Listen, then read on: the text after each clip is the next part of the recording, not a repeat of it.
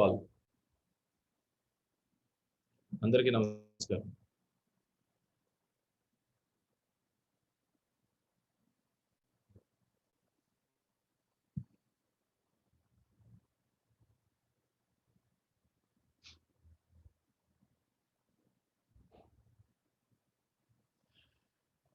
Friends, మనం groups division చేసేసాం. మీరందరూ చూశారు. మీలో చాలా మంది ఆ గ్రూప్ లో యాడ్ చేయబడ్డారు. డొక్కా సీతమ్మ గ్రూప్ 3 అని ఒకటి, ఎన్లైటన్మెంట్ గ్రూప్ 3 అని ఒకటి, వందే మాత్రం గ్రూప్ 3 అని ఒకటి, 3 గ్రూపులను క్రియేట్ చేసాం. వాటిలో మిమ్మల్ని యాడ్ చేసాం.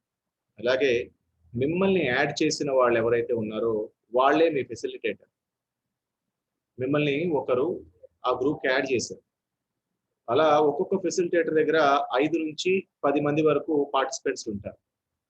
మీకు ఏమైనా సందేహాలున్నా, మీ అసైన్మెంట్లో మీకు ఏమైనా అనుమానాలున్నా, మీ క్లాస్ రాలేకపోయినా, లేదంటే మీరు ఇక్కడ కెమెరా ఆన్ చేసుకోలేని పరిస్థితిలో ఉన్నా, ఆ కారణాన్ని వాళ్ళకి ముందే మీరు చెప్పొచ్చు.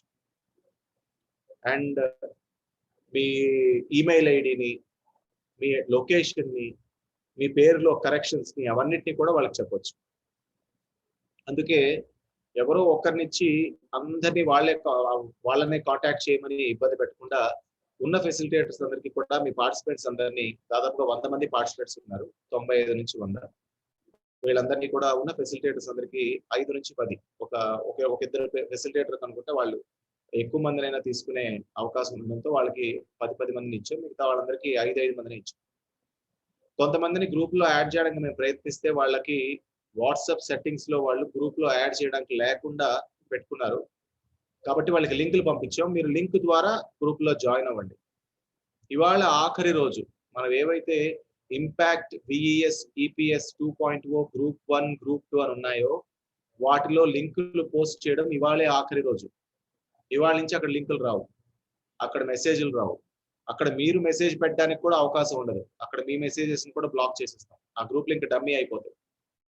ఒక్కసారి అందుకే మీరు మీ లిస్ట్లను ఒకసారి చూసుకొని మీ పేర్లు ఏ గ్రూప్ లోని యాడ్ చేయకపోయి ఉంటే ఆ ఎల్లో లిస్ట్ లో మీ పేరు ఉందేమో చూసుకొని, మీ మొబైల్ నెంబర్ కరెక్ట్ గా ఉందో లేదో చూసుకొని అక్కడ మీ పేరు ఉందో లేదో చెక్ చేసుకోండి. మీరు గ్రూప్ లో యాడ్ చేయబడి ఉంటే నో ప్రాబ్లం, మీ నెంబర్ కరెక్ట్ గా ఉందని అర్థం, మీ పేరు మా దగ్గర ఉందని అర్థం.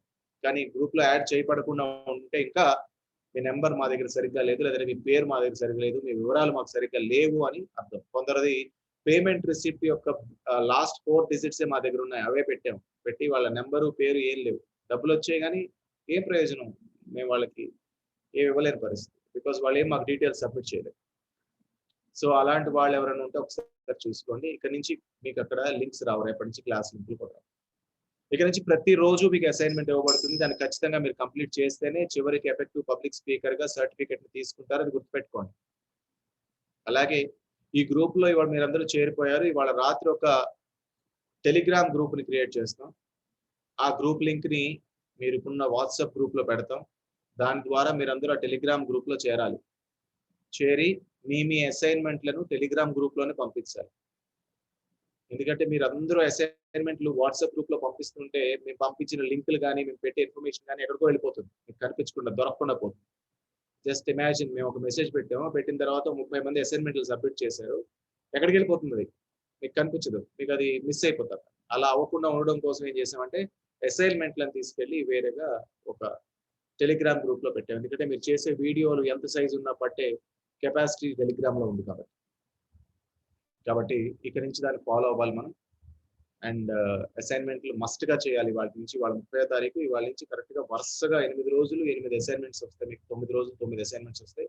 అక్కడితో అయిపోతుంది. ఆ తర్వాత ఒక 2 రోజులు మీకు టైం ఇస్తాం చివరగా, అంతే. అక్కడ గ్రూప్ క్లోజ్ అయిపోతుంది. అప్పటి వరకు ఎవరైతే అసైన్మెంట్లు పూర్తి చేస్తారో వాళ్ళు ఎఫెక్టివ్ పబ్లిక్ స్పీకర్స్ గా సర్టిఫై చేయబడతారు. ఇది టోటల్ గా జరిగే ప్రక్రియ.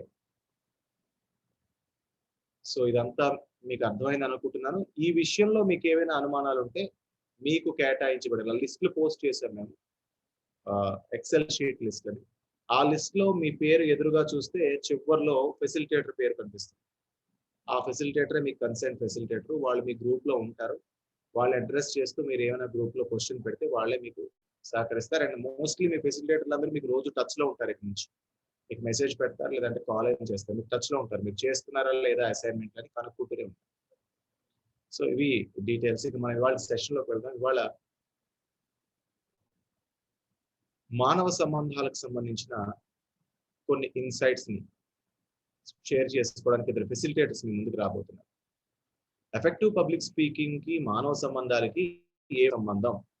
సరే, మీరు ఎఫెక్టివ్ పబ్లిక్ స్పీకింగ్ వేటి ముందు చేయబోతున్నారు? జూలో సింహాల ముందా, రొక్కల ముందా, లేదా అంటే చిన్న చిన్న కన్నాల్లోకి వెళ్ళిపోయి చీమల ముందా? ఖచ్చితంగా కాదు, మనుషుల ముందే. సో హ్యూమన్ బీయింగ్స్ ముందే మీరు చేయబోతున్నారు. కాబట్టి హ్యూమన్ రిలేషన్స్ తెలియాలి. హ్యూమన్ రిలేషన్స్ మీ అందరికీ తెలిసినవే, ఎలా నిలబెట్టుకోవాలో కూడా తెలిసినవే. కాకపోతే ఒక్కసారి రీక్యాప్, ఇప్పుడు ఇద్దరు రాబోయే ఇద్దరు ఫెసిలిటేటర్స్ కూడా రీక్యాప్, వాళ్ళకి జరిగిన అనుభవాలు, వాళ్ళకి తెలిసిన విషయాలను జోడించి మీకు రీక్యాప్ ఇస్తారు. అంతే. మళ్ళీ ఒకసారి చూడండి, నిన్న అయిపోయిన సీరియల్ కొంచెం ఒక 5 నిమిషాలు 2 నిమిషాల ముందు చూపిస్తారు కదా, అలా అంతే. సో ఇది తెలుసుకోండి. రేపటి నుంచి మీకు మళ్ళీ మొత్తం సబ్జెక్టే ఉంటుంది. ఈ హనీమూన్ పీరియడ్ అయిపోయింది. సరదాగా కూర్చొని చక్కటి విషయాలు మాట్లాడుతుంటే విని ఎంజాయ్ చేయడం అయిపోయింది. రేపటి నుంచి టాపిక్ అవుతుంది. టాపిక్ అవగానే assignment, topic assignment, topic assignment, అలా సీరియస్ గా నడుస్తుంది. ఇప్పటి వరకు మేము ఏం చూసాం? మీరు ఇక్కడికి రావడం, సెషన్ లో కూర్చోవడం, 1 అవర్ పాటు వినడం, ఇలాంటివి మీకు అలవాటు చేయడానికి ఇప్పటి వరకు నడిపించాము. ఇక్కడ నుంచి ఏం చేయబోతున్నాం? మీరు మాట్లాడడం, రెస్పాండ్ అవ్వడం, మీ అసైన్మెంట్ల రూపంలో ఆ టెక్నిక్స్ ని ఇంప్లిమెంట్ చేసి చూపించడం అనేది జరగబోతుంది. ఇక ఇవాళ మాట్లాడబోయే ఇద్దరు ఫెసిలిటేటర్స్ కూడా మీలాగే నవంబర్ డిసెంబర్ నెలల్లో ఈపీఎస్ లో జాయిన్ అయ్యి ఎఫెక్టివ్ పబ్లిక్ స్పీకర్స్ గా సర్టిఫికెట్లను పొంది, తర్వాత యంగ్ మైండ్స్ అనే ఒక గ్రూప్ ని నేను రన్ చేసాం 15 ఏళ్ళలో పిల్లలకి. ఆ గ్రూప్ లో యాక్టివ్ గా పార్టిసిపేట్ చేసి ఇప్పుడు ఫస్ట్ టైం వాళ్ళు ఈపీఎస్ లో సెషన్ తీసుకుంటున్నారు. రేపు మీరందరూ కూడా అలాగే సేవ చేయాలనుకుంటే, మీలో ఎవరైనా ఈపీఎస్ పూర్తయిన తర్వాత ఆ సేవ ఎలా ఉండబోతుంది? మిమ్మల్ని యాజ్ ఎ స్పీకర్ ఇక్కడ కూర్చోబెడతాం, మీతో నలుగురికి మంచి విషయాలు చెప్పిస్తాం. It's practice. సో మొదటగా మనకి ఇవాళ షేక్ సుబాన్బి గారు మాట్లాడతారు. ఆమె గృహిణి, చక్కటి తల్లి. నేను ఎప్పుడు చెప్తాను అదే, ఆఫీస్ లో ఉండే ఒక గొప్ప మేనేజర్ కన్నా కూడా ఇంట్లో తన బాధ్యతలను సక్రమంగా నిర్వర్తించే ఒక గృహిణి ఏ జనరల్ మేనేజర్ కి తక్కువ కాదు.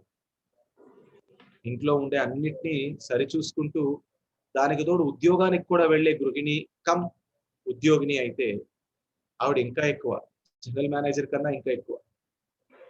కాబట్టి అలాంటి ఒక గృహిణి, ఒక తల్లి, ఒక ఎఫెక్టివ్ పబ్లిక్ స్పీకర్, ఒక యోగా ఒక ధ్యాన టీచర్, ధ్యానాన్ని ఆచరిస్తూ అప్పుడప్పుడు ధ్యానానికి సంబంధించి సెషన్స్ ఇచ్చే ఒక టీచర్ ఇవాళ మనకి హ్యూమన్ రిలేషన్స్ పైన ఆవిడ అభిప్రాయాలు చెప్పడానికి ముందుకు వచ్చారు. సో వెల్కమ్ సుబాన్బి గారు. సుబాన్బి గారు ఎక్కడున్నారు? అన్మ్యూట్ చేసుకున్నారా?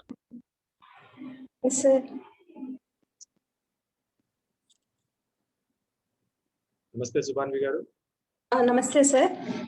నేను మీ పరిచయాన్ని కరెక్ట్ చెప్తారా సార్? నా వాయిస్ క్లియర్ గా ఉందా సార్? సార్ నా వాయిస్ క్లియర్ గా ఉందా సార్? క్లియర్ గా ఉంది. మా వాయిస్ క్లియర్ గా వినిపిస్తుందా? కొంచెం లోగా ఉంది సార్. మీకు యాక్చువల్ గా మీ మిగతా వాళ్ళందరినీ కూడా అడుగుదాం, నా వాయిస్ క్లియర్ గా వినిపిస్తుందా అండి?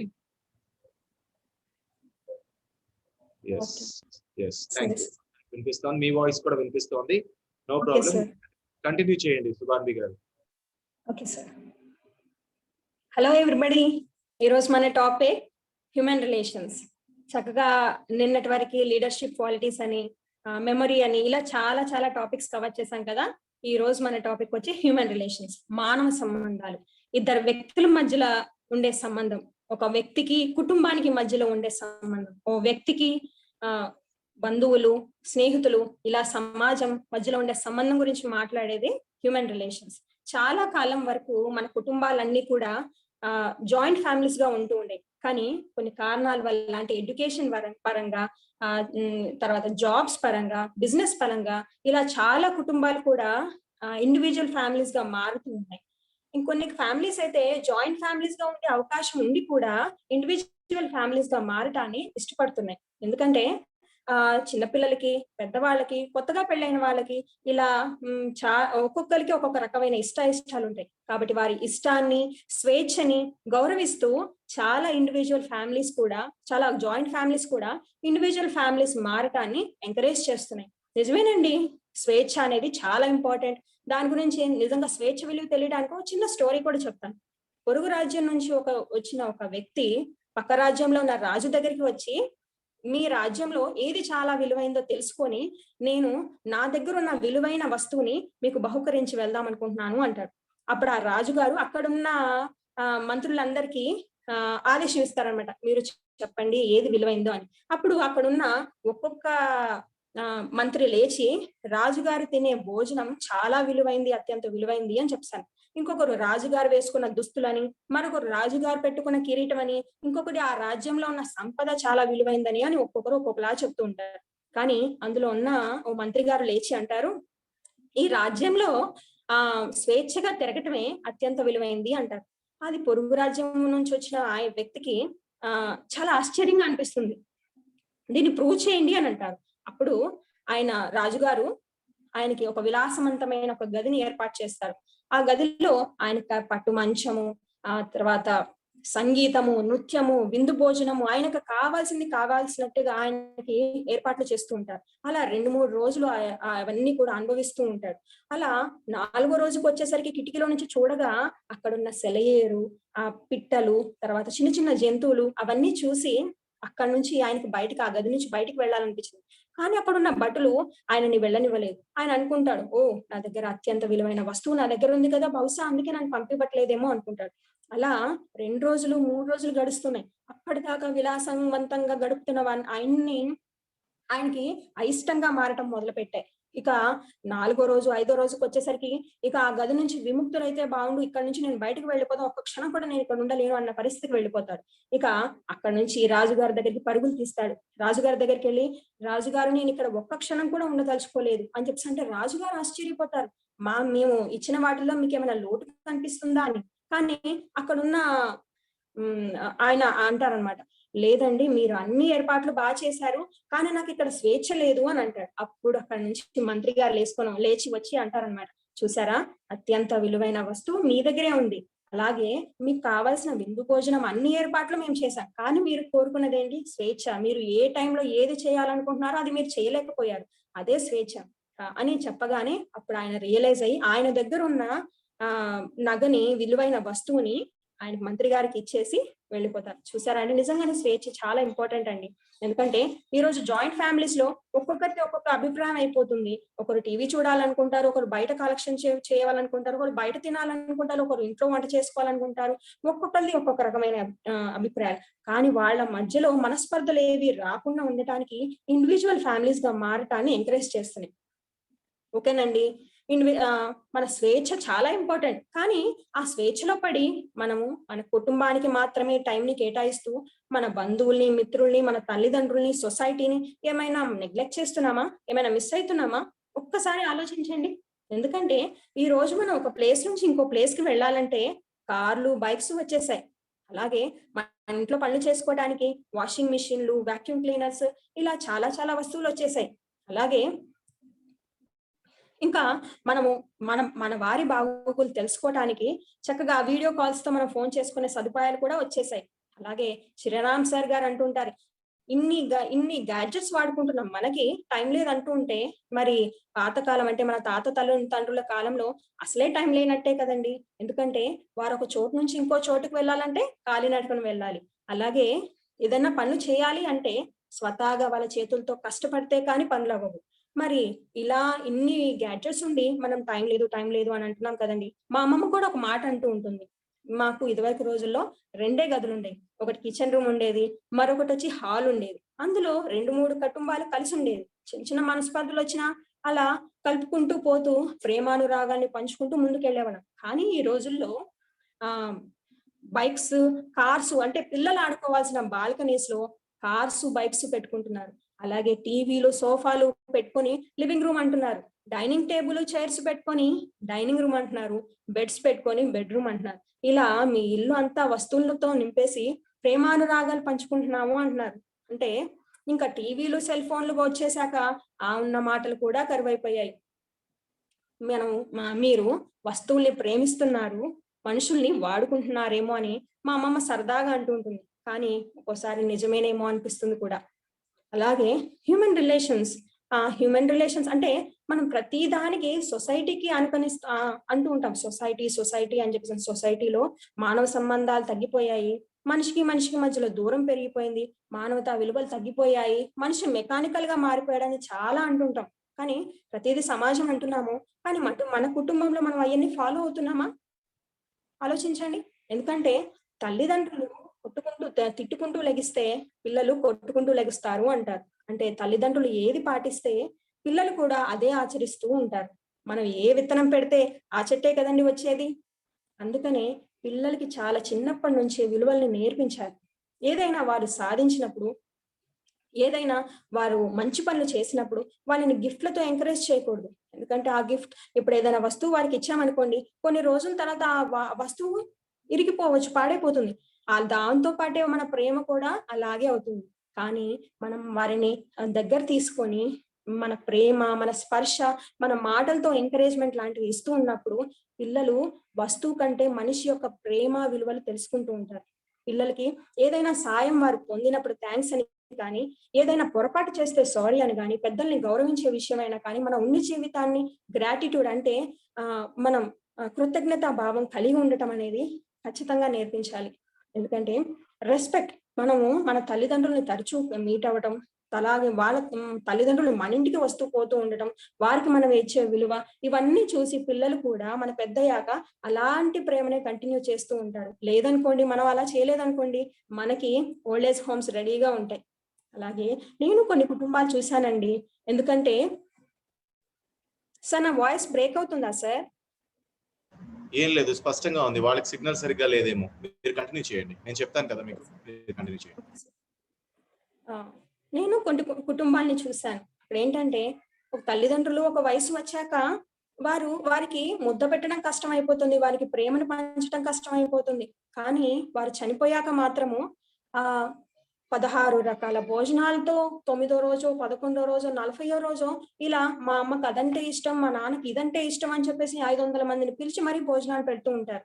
మనిషిగా ఉన్నప్పుడు పెట్టలేని భోజనం ఆత్మగా మారాక తింటారా అండి? ఇది ఎంతమటికి ఎవరికి ఉపయోగం దీనివల్ల? కాబట్టి మనము తల్లిదండ్రులకు మనం విలువిస్తే రేపు పిల్లలు మనకు విలువిస్తారు. అలాగే మన జీవితం పట్ల మనకి కృతజ్ఞతా భావం కలిగి ఉండాలి. ఇంత మనిషిగా మనం ఈ జన్మను తీసుకున్నప్పుడు దాన్ని ఎంత చక్కగా ఇచ్చారని ఒకరిని కంపేర్ చేస్తూ మన జీవితాన్ని తక్కువ చేసుకుంటామా చెప్పండి? ఎందుకంటే ఈ రోజు ఎలా ఉందంటే ఒక హస్బెండ్ వచ్చిన తర్వాత వాళ్ళు ఇల్లు కట్టుకుంటారు. కానీ వాళ్ళ కొలీగ్స్ వాళ్ళకంటే ఒక 2 ఇల్లులు ఉన్నాయని, 2 స్థలాలు ఉన్నాయని ఇలా కంపేర్ చేసుకుంటూ బాధపడుతుంటారు. అలాగే వైఫ్ వచ్చేసరికి లేడీస్ నేచర్ ఎలా ఉంటుంది? నగలు, చీరలు అంటే ఇష్టపడతారు కదా! అలాగే చీరలు మాత్రం మార్చినంత ఈజీగా నగలు మార్చేస్తున్నారండి. 2, 3 పెళ్ళిళ్ళకి నేను ఇవే పెట్టేసుకుంటున్నాను అని చెప్పేసి వాళ్ళని చూసి ఏదో కొంచెం అలాంటి అంటే కంపారిజన్స్ తో వాళ్ళు సాటిస్ఫాక్టరీగా ఉండాలి. అలాగే పిల్లలు కూడా వాళ్ళు వచ్చేసరికి మమ్మీ, అమ్మా అలా రిమోట్ కంట్రోల్ కార్స్ కొంటున్నారు, బైక్స్ కొంటున్నారు అని చెప్పేసి వేరే వాళ్ళని కంపేర్ చేస్తూ మనల్ని తక్కువ చేస్తూ ఉంటారు. ఇలాంటి సందర్భాల్లో నేనేం చేసేదాన్నంటే పెళ్లి రోజులు, పుట్టినరోజులు వచ్చినప్పుడు అనాథాశ్రమాలకు వెళ్ళి డొనేషన్స్ ఇవ్వటం, అక్కడ వాళ్ళని అలాగే బ్లైండ్ అండ్ హ్యాండిక్యాప్స్ లాంటి స్కూల్స్ కి వెళ్ళేసి అక్కడ సెలబ్రేట్ చేయటం వల్ల మాలో కూడా రిఫ్రెష్మెంట్. అరే, వాళ్ళకి కొన్ని అవయవాలు లేవు కానీ మనకి అన్నీ ఉన్నాయి. మనకి తల్లిదండ్రులు ఉన్నారు, మనకి సపోర్ట్ చేసే వాళ్ళు ఉన్నారు. ఇంత భర్త, మంచి పిల్లలు, ఇంత మంచి జీవితాన్ని మనకి ఇచ్చిన తర్వాత ఏదో చిన్న వాటి కోసం మనం కంపేర్ చేసుకొని మన జీవితాన్ని తక్కువ చేసుకోవడం అవసరమా? అలాగే పిల్లలకు కూడా అలాగే అనిపిస్తుంది. ఎందుకంటే చిన్న విషయాలు మనం ఏదన్నా పొరపాటు చేసినప్పుడు పిల్లలు వేలెత్తి చూపి ఇలా కంపేర్ చేస్తూ ఉంటారు. పిల్లలకు కూడా అర్థమవుతుంటుంది, మా అమ్మ వాళ్ళు అడగంగానే ఇవ్వడానికి మా తల్లిదండ్రులు ఉన్నారు అన్న వాళ్ళకి ప్రేమానురాగాల్ని పంచడానికి ఎవరూ లేరు. కానీ మమ్మల్ని దగ్గర తీసుకొని మనకి ఏది కావాలంటే అది ఇచ్చే తల్లిదండ్రులు ఉన్నారు అన్న వాళ్ళకి అర్థమవుతూ ఉంటుంది. మన జీవితం పట్ల మనకి విలువ ఉంటుంది. అంతేకాదండి, అల్టిమేట్ గోల్ ఏంటి? అసలు మనిషి యొక్క జీవితం యొక్క అల్టిమేట్ గోల్ ఏంటి? సాటిస్ఫాక్షన్ తో ఉండటం, అలాగే హ్యాపీగా ఉంటాం. మనకి సాటిస్ఫాక్షన్ ఉంటేనే కదండి మనం హ్యాపీగా ఉండగలము. ఆ తృప్తి లేకపోతే హ్యాపీనెస్ ఎక్కడి నుంచి వస్తుంది? ఆ తృప్తికరమైన జీవితం ఉన్నదాన్ని మనం కృతజ్ఞతా భావం కలిగి ఉండాలి. అలాగే హ్యూమన్ రిలేషన్స్ స్ట్రాంగ్ గా ఉండాలి అంటే మనలో ఏముండాలి అంటే మనం ఫస్ట్ ఎమోషనల్ బ్యాలెన్స్ ఉండాలి, సెకండ్ కమ్యూనికేషన్ స్కిల్స్ ఉండాలి. ఇవి రెండు సరిగ్గా ఉంటే మన కాన్ఫ్లిక్ట్ మేనేజ్మెంట్ కూడా బాగుంటుంది. Human emotional balance. Emotional balance అంటే ఏంటి? దానికి ఒక చిన్న ఎగ్జాంపుల్ చెప్తాను. ఒక బాస్ తన దగ్గర ఒక ఫైల్, ఇంపార్టెంట్ ఫైల్ ని అలా వెరిఫై చేస్తూ ఉంది. అది కొంచెం లైట్ డిమ్ గా ఉండేసరికి అలా విండోస్ తీసి దాన్ని ఫైల్ ని అబ్జర్వ్ చేస్తుంటే ఆ విండోస్ తీయంగానే అక్కడ నుంచి గాలి రాగానే ఆ ఫైల్లో ఉన్న పేపర్స్ అన్ని కూడా టేబుల్ కింద పడిపోతాయి. సో అవన్నీ తీసుకొని సర్చ్ పైన పెట్టేలోపు టేబుల్ బలంగా తగులుతుంది ఆయనకి. బా ఏంటి ఇంతగా తగిలింది, తల పగిలేంత పోటుగా ఉంది, పొద్దున్నే ఎవరి మొహం చూసాను అని ఆయన ఫ్రస్ట్రేషన్ తో ఆయన పేపర్స్ అలాగా కష్టంగా ఫైల్లో పెట్టేసి ఆయన అలా చేతిలో రెస్ట్ కూర్చుంటారు అనమాట. కూర్చోగానే ఏ అండ్ బి అని ఎంప్లాయీస్ వస్తారు. వచ్చి సార్ ఫెస్టివల్ కదా, మాకు ఒక 2 days అడ్వాన్స్ గా హాలిడేస్ ఇస్తారా అని చెప్పి అనగానే ఆయన అసలే బాధలో ఉన్నారు కదా, ఆయన అంటారు అనమాట, మీకు హాలిడేస్ ఇచ్చేది మీకు శాలరీస్ ఇచ్చేది హాలిడేస్ కోసమా? ఆల్రెడీ వర్క్ పెండింగ్ ఉందని తెలుసు, ఆ ప్రాజెక్ట్ వర్క్ కంప్లీట్ చేసి అడగాలన్న సెన్స్ కూడా మీకు లేదా అని చెప్పేసి అని ఆయనకు వచ్చిన మాటలన్నీ తిట్టేస్తాడు. అప్పుడు ఏ అండ్ బి ఇద్దరు వారి వారి ఛాంబర్స్కి వెళ్ళి కూర్చుంటారు. అక్కడున్న ఎంప్లాయీ ఏ సాయంత్రం దాకా ఆలోచిస్తూ ఉంటారు, అసలు సార్ ఏంటి ఇలా చేశారు, నన్ను అడిగింది హాలిడేసే కదా అని చెప్పేసి అని సాయంత్రం దాకా ఆ బాస్ గురించి ఆలోచిస్తూ ఉంటారు. అదే స్ట్రెస్ తో వాళ్ళ ఇంటికి వెళ్తారు. అప్పుడు వాళ్ళ ఆవిడ టీ కప్ తీసుకొచ్చి వాళ్ళ హస్బెండ్ కి ఇస్తుంది, పాల గ్లాస్ తీసుకొచ్చి వాళ్ళ అబ్బాయికి ఇస్తుంది. అప్పుడు వాళ్ళ హస్బెండ్ అది టీ తాగుతూ, అసలు నీకు పెళ్ళి ఎన్ని సంవత్సరాలు అవుతుంది, ఇంత టీలో ఎంత పంచదార వేయాలో నీకు తెలీదా, అసలు ఏ రోజు కరెక్ట్ గా పెట్టవా, అది దీన్ని టీ అంటారా అని చెప్పేసి అని దాన్ని నేలకేసి కొట్టేసి వెళ్ళిపోతారు. అప్పుడు ఆ స్ట్రెస్ మొత్తం ఆవిడ ఆల్రెడీ తన మనసుకి తీసుకొని ఉంటుంది. అదే టైంకి ఆ పిల్లవాడి చేయి జారి ఆ పాల గ్లాస్ కింద పడిపోతుంది.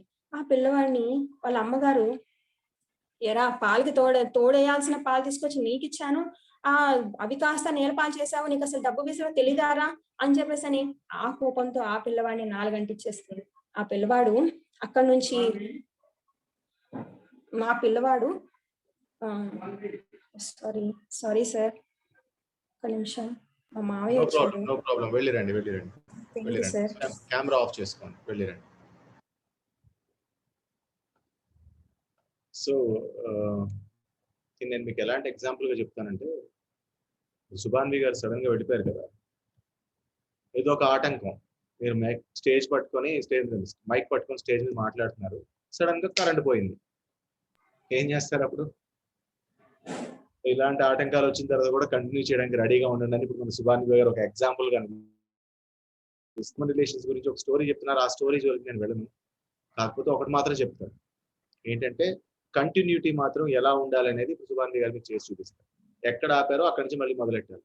మైక్ పోయింది, కరెంట్ పోయింది, లేదా అంటే స్టేజ్ మీద ఎవరో డిస్టర్బ్ చేశారు, కింద నుంచి చప్పట్లు కొట్టి మాది ప్రశ్న అండి సడన్ గా మధ్యలో మిమ్మల్ని ఆపుతారు, ఒక్క క్షణం అండి మళ్ళీ మాట్లాడతానని చెప్పి మీ సమాధానం లాస్ట్ లో చెప్తానని చెప్పి మళ్ళీ మన టాపిక్ మనం ఎలా కంటిన్యూ చేసుకోవడం అనేది ఇది ఒక ప్రాక్టికల్ ఎగ్జాంపుల్ అనమాట.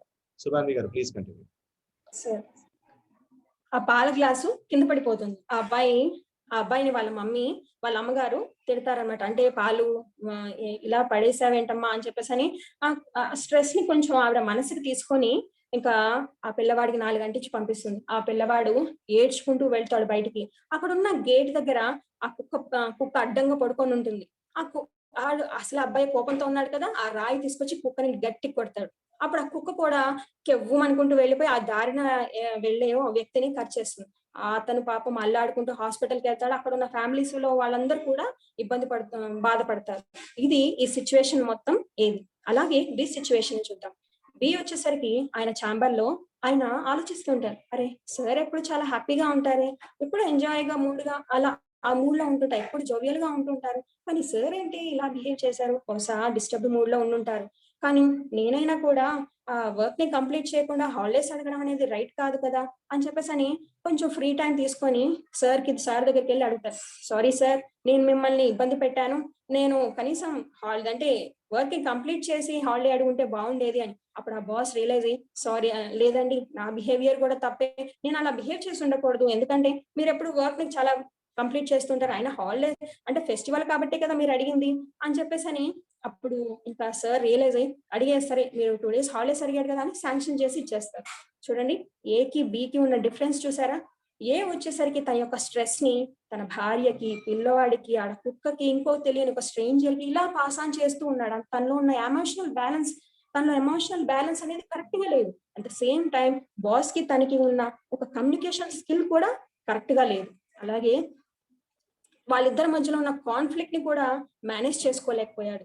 తను అనుకున్న హాలిడేస్ ని కూడా తను తీసుకోలేకపోయాడు. కానీ బి చూడండి, తనలో ఉన్న కాన్ఫ్లిక్ట్, తనలో వాళ్ళిద్దరి మధ్యలో అంటే బాస్ కి తనకి జరిగిన కాన్ఫ్లిక్ట్ ని ఏ మాత్రం కూడా ఫ్యామిలీకి కానీ అలా పాస్ ఆన్ చేయలేదు. అలాగే ఎమోషనల్ బ్యాలెన్స్ ఎంత పర్ఫెక్ట్ గా ఉంది చూడండి. అండ్ కమ్యూనికేషన్ స్కిల్స్, బాస్ కి తనకి మన కమ్యూనికేషన్ ఎంత క్లియర్ గా ఆయన కమ్యూనికేషన్ స్కిల్స్ ఉన్నాయి. అట్ ద సేమ్ టైం అతను అనుకున్న కాన్ఫ్లిక్ట్ ని సాల్వ్ చేసుకోగలిగాడు, తను అనుకున్న హాలిడేని కూడా తీసుకోగలిగాడు. అలాగే దీనికి కొంచెం ఎక్స్టెన్షన్ గా చిన్న ఎగ్జాంపుల్ చెప్పదలుచుకుందాం. ఏంటంటే సీతాకోక చిలుక అలాగే హౌస్ ఫ్లై. సీతాకోక చిలుక యొక్క నేచర్ ఏంటి? సీతాకోక చిలుక పువ్వులలోని మకరందాన్ని తీసుకోవటం తన యొక్క నేచర్. అలాగే హౌస్ ఫ్లై యొక్క నేచర్ ఏంటి అంటే ఎక్కడ చెత్త కనిపిస్తే అక్కడికి వెళ్ళి వాలటం అనేది హౌస్ ఫ్లై యొక్క నేచర్. అయితే ఈ సీతాకోక చిలుక ఉన్న లొకేషన్, వీళ్ళు రెండు డిఫరెంట్ లొకేషన్స్ లో ఉన్నాయి.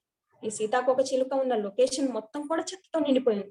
కొంచెం మాత్రం ఒక వికసించిన పువ్వులతో 4 చెట్లు ఉన్నాయి. కానీ ఆ చెత్త ఉన్న ప్రదేశం మొత్తం వదిలిపెట్టేసి ఆ 4 పువ్వులున్న మకరందాన్ని మాత్రం తీసుకొని వెళ్ళిపోతుంది. కానీ ఈ హౌస్ ఫ్లై ఏం చేస్తుంది, ఈగేం చేస్తుందంటే మొత్తం అది ఉన్న లొకేషన్ మొత్తం కూడా చక్కగా రకరకాల చెట్లతో నిండి ఉంది. కొంచెం ప్లేస్ మాత్రం చెత్తతో నిండి ఉంది. కానీ ఆ ఈగ ఎక్కడ వాళ్తుందండి? చెత్త దగ్గరే వాళ్తుంది. ఆ నందనవదాన్ని మొత్తం కూడా వదిలిపెట్టేసి చెత్త దగ్గరే వాళ్తూ ఉంటుంది. చూడండి, సమాజం మొత్తం కూడా, సమాజంలో ఉన్న ఏ వ్యక్తి కూడా పర్ఫెక్ట్ కాదు. కానీ ఆ వ్యక్తిలో పాజిటివా నెగిటివా అనేది తీసుకునేది మన మీద మాత్రమే ఆధారపడి ఉంటుంది. అలాగే ఇక్కడ ఏ అండ్ బి ఎగ్జాంపుల్స్ లో కూడా చూడండి, బి అనే వ్యక్తి ఏం చేశారో చూడండి.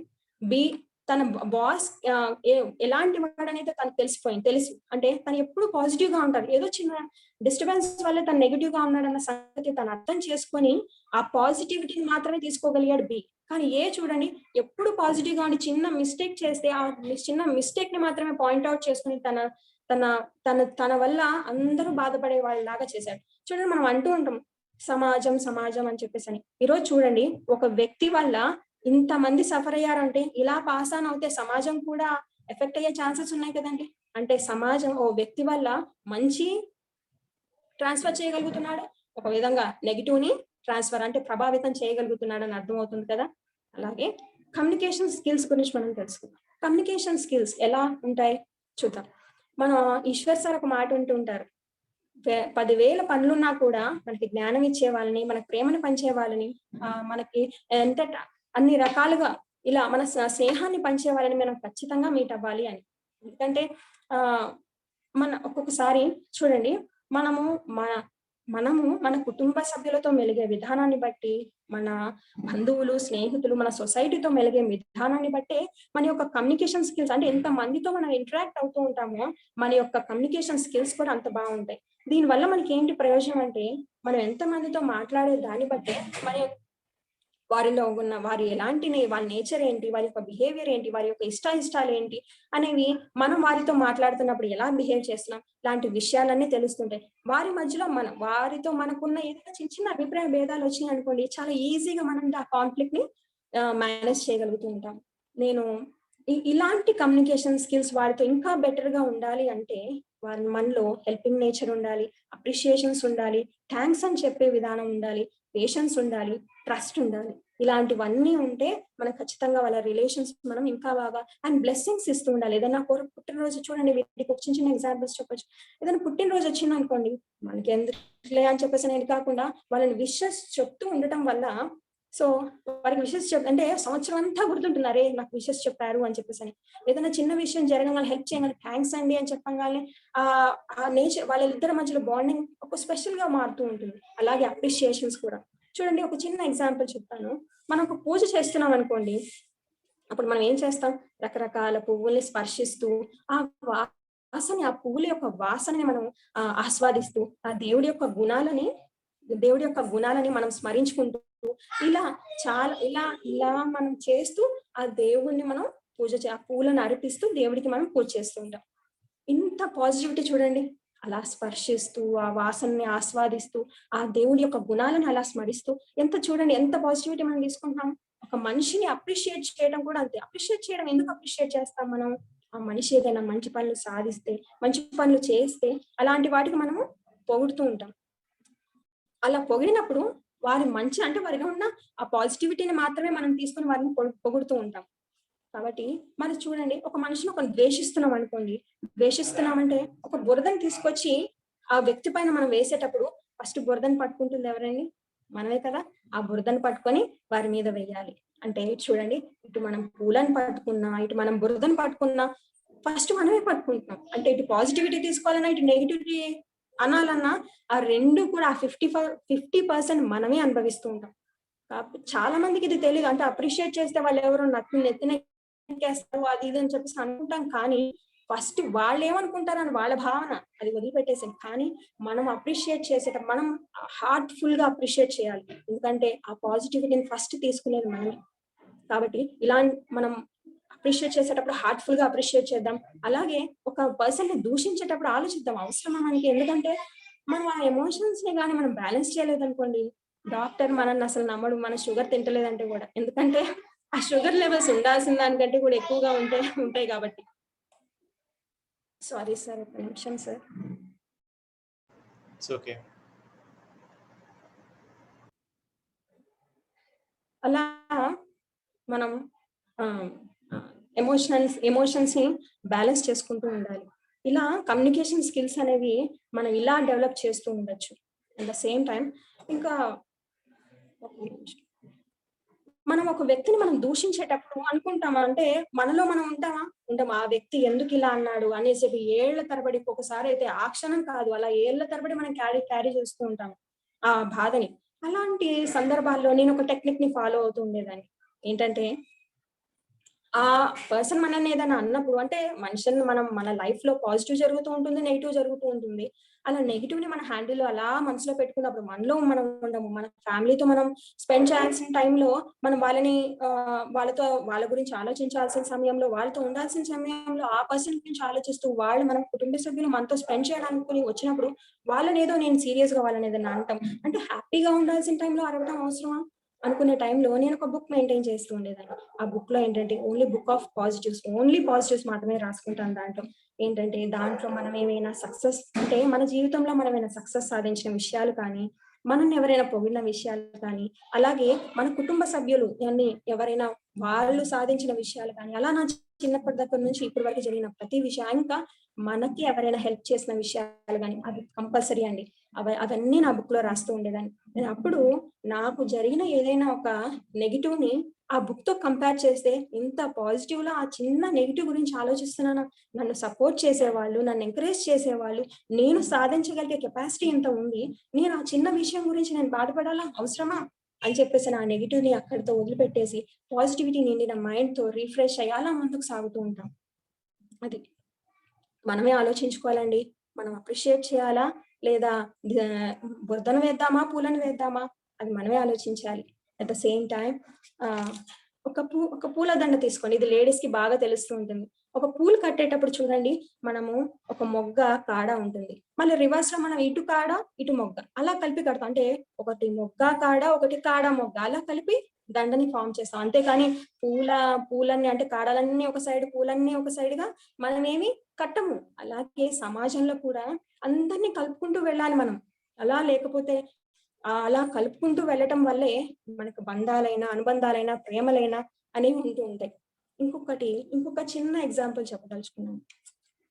ఎగ్జాంపుల్ కాదు, యాక్చువల్‌గా మనకు ఒక సక్సెస్ వచ్చిందనుకోండి, అది అప్రిషియేట్ చేసేవాళ్ళు లేరనుకోండి, అదొక సెలబ్రేషన్ అవుతుందా? ఒక ఫెయిల్యూర్ వచ్చింది, దాన్ని నీకేం కాదు అని ఓదార్చి మనకు తట్టి ధైర్యం ఇచ్చేవాళ్ళు లేరనుకోండి, మనం ఎంత ఒంటరిగా ఫీల్ అవుతాం, మనం ఎంత డిప్రెస్డ్ గా ఫీల్ అవుతాం, మన ఆలోచన తీరు ఎలా ఉంటుంది? అందుకనే మనకి ప్రేమ ఆప్యాయతలు పంచటానికి మన తల్లిదండ్రులు ఉండాలి. అలాగే మన సక్సెస్ ని పంచుకోవటానికి మన ఫ్రెండ్స్ ఉండాలి, స్నేహితులు ఉండాలి. అలాగే మన బాధల్ని పంచుకోవటానికి బంధువులు ఉండాలి. ఇవన్నీ లేవనుకోండి, మనం ఎన్ని సాధించినా ఒంటరి వాళ్ళమేనండి. అలాగే ఒక చిన్న ఎగ్జాంపుల్ చెప్తానండి. మన భావన ఎలా ఉండాలి అని. ఆహ్, ఒక ఒక భార్యాభర్తలు ఇద్దరుంటారు. ఆ భార్య భర్తకు చెప్తుంది, "ఏవండీ మనకో సొంతిల్లు ఉండాలండి" అని. అప్పుడు ఆ భర్త అంటాడనమాట, సరే" అని చెప్పేసని తనకు నచ్చిన ఒక ఇల్లులని చూసి తనకు నచ్చిన ఇంటిని భార్యని తీసుకెళ్ళి, ఇల్లు బావుందా? ఇది కొందామా?" అనంటారు. అప్పుడు సరే ఒకసారి మన అత్తామామల్ని కూడా చూపిద్దామని చెప్పేసని ఆవిడంటుంది. అలాగే అతను తన తండ్రి దగ్గరికెళ్ళి, "నాన్న మేమిద్దరం ఇల్లు చూసొచ్చాం. ఇల్లు చాలా బావుంది. మీరు కూడా వచ్చి చూస్తే మనమందరం ఆ ఇంట్లో కలిసుండొచ్చు" అని చెప్పేసనంటాడు. అప్పుడు వాళ్ళ తల్లిదండ్రులు కూడా వచ్చి, "ఇల్లు చాలా బావుంది నాన్న. చాలా బావుంది. మరి ఇల్లైతే అన్ని బావుంది కానీ వాస్తు ఎలా ఉందో మరి మనం ఎంటర్ అవ్వాలి. మనం గృహప్రవేశం చేయాలంటే మరి ముహూర్తాలేంటో అయన్నీ కూడా చూడాలి కదా నాన్న. మరి ఒక పండితుడి దగ్గరికి వెళ్ళేసి రమ్మా" అని చెప్పేసి అంటారు. అప్పుడు ఆ కొడుకు ఎళ్లి పండితుడిని కార్‌లో ఎక్కించుకొని అలా దారిలో ఔట్‌స్కర్ట్స్‌లో వెళ్తూ ఉండగా దారిలో ఒక కుక్క అడ్డొస్తుంది. అక్కడ అప్పుడు ఆ పండితుడు అంటాడన్నమాట, "ఏదో కుక్క రోడ్డు మీదే రావాలా? మనం వెళ్ళే దారిలోనే రావాలా?" అని చెప్పేసని ఆయన అంటూ ఉంటాడు. అప్పుడు ఆయన అంటాడన్నమాట, "అవి మూగజీవాలండి. అవి చిన్న ప్రాణులు. మనకెలా పనులుంటాయో వాటికి కూడా అలాగే పనులుంటాయి కదండీ!" అని చెప్పేసని అంటూ ఉంటారు. అలాగే మళ్ళీ రోడ్డు మీదెళ్తుంటే ఎనకాల హారన్ కొడుతూ కొంచెం డిస్టర్బ్ చేస్తూ ఉంటారనమాట ముందుకు వెళ్ళాలని. అలాగే అలా హారన్ కొడుతూ ఆయన కూడా ఓవర్‌టేక్ చేసి ముందుకు వెళ్ళిపోతాడు. అప్పుడాయన ఎనక ఆ పండితుడికి కోపమొస్తుంది. ఆయన అంటాడనమాట, ఆయన ఓవర్‌టేక్ చేసేలోపు ప్రాణం పోయేటట్టుంది. ఎంత వేగం ఏంటి? ఆ విధంగా అందరిని డిస్టర్బ్ చేసేలా హారన్ సౌండ్ ఏంటి అని. అప్పుడు ఆయన అంటూ ఉంటాడనమాట, లేదండి పాపం ఏ అర్జెంట్‌లో ఉన్నాడో ఏంటో, ఆహ్, ఆయన వాళ్ళ ఫ్యామిలీలో పరిస్థితులు ఎలా ఉన్నాయో అని చెప్పేసని మనమే అర్థం చేసుకోవాలి. అయినా మనకంత తొందరే ఉందని 2 నిమిషాలు ఆలస్యం అయితే ఏమైంది? అని చెప్పేసని ఆయన అన్నారనమాట.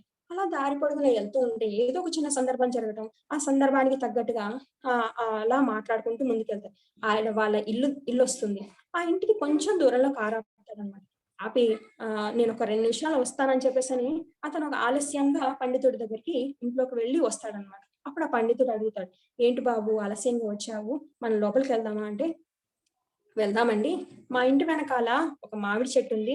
ఇక్కడ చుట్టుపక్క పిల్లలందరొచ్చి ఆ కాయలు కోస్తూ ఉంటారు.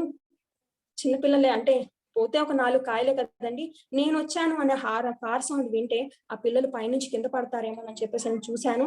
తీరా చూస్తే ఆ చెట్టు దగ్గర పిల్లలెవరు లేరండి. సరే మనం లోపలికెళ్దామా" అంటారు.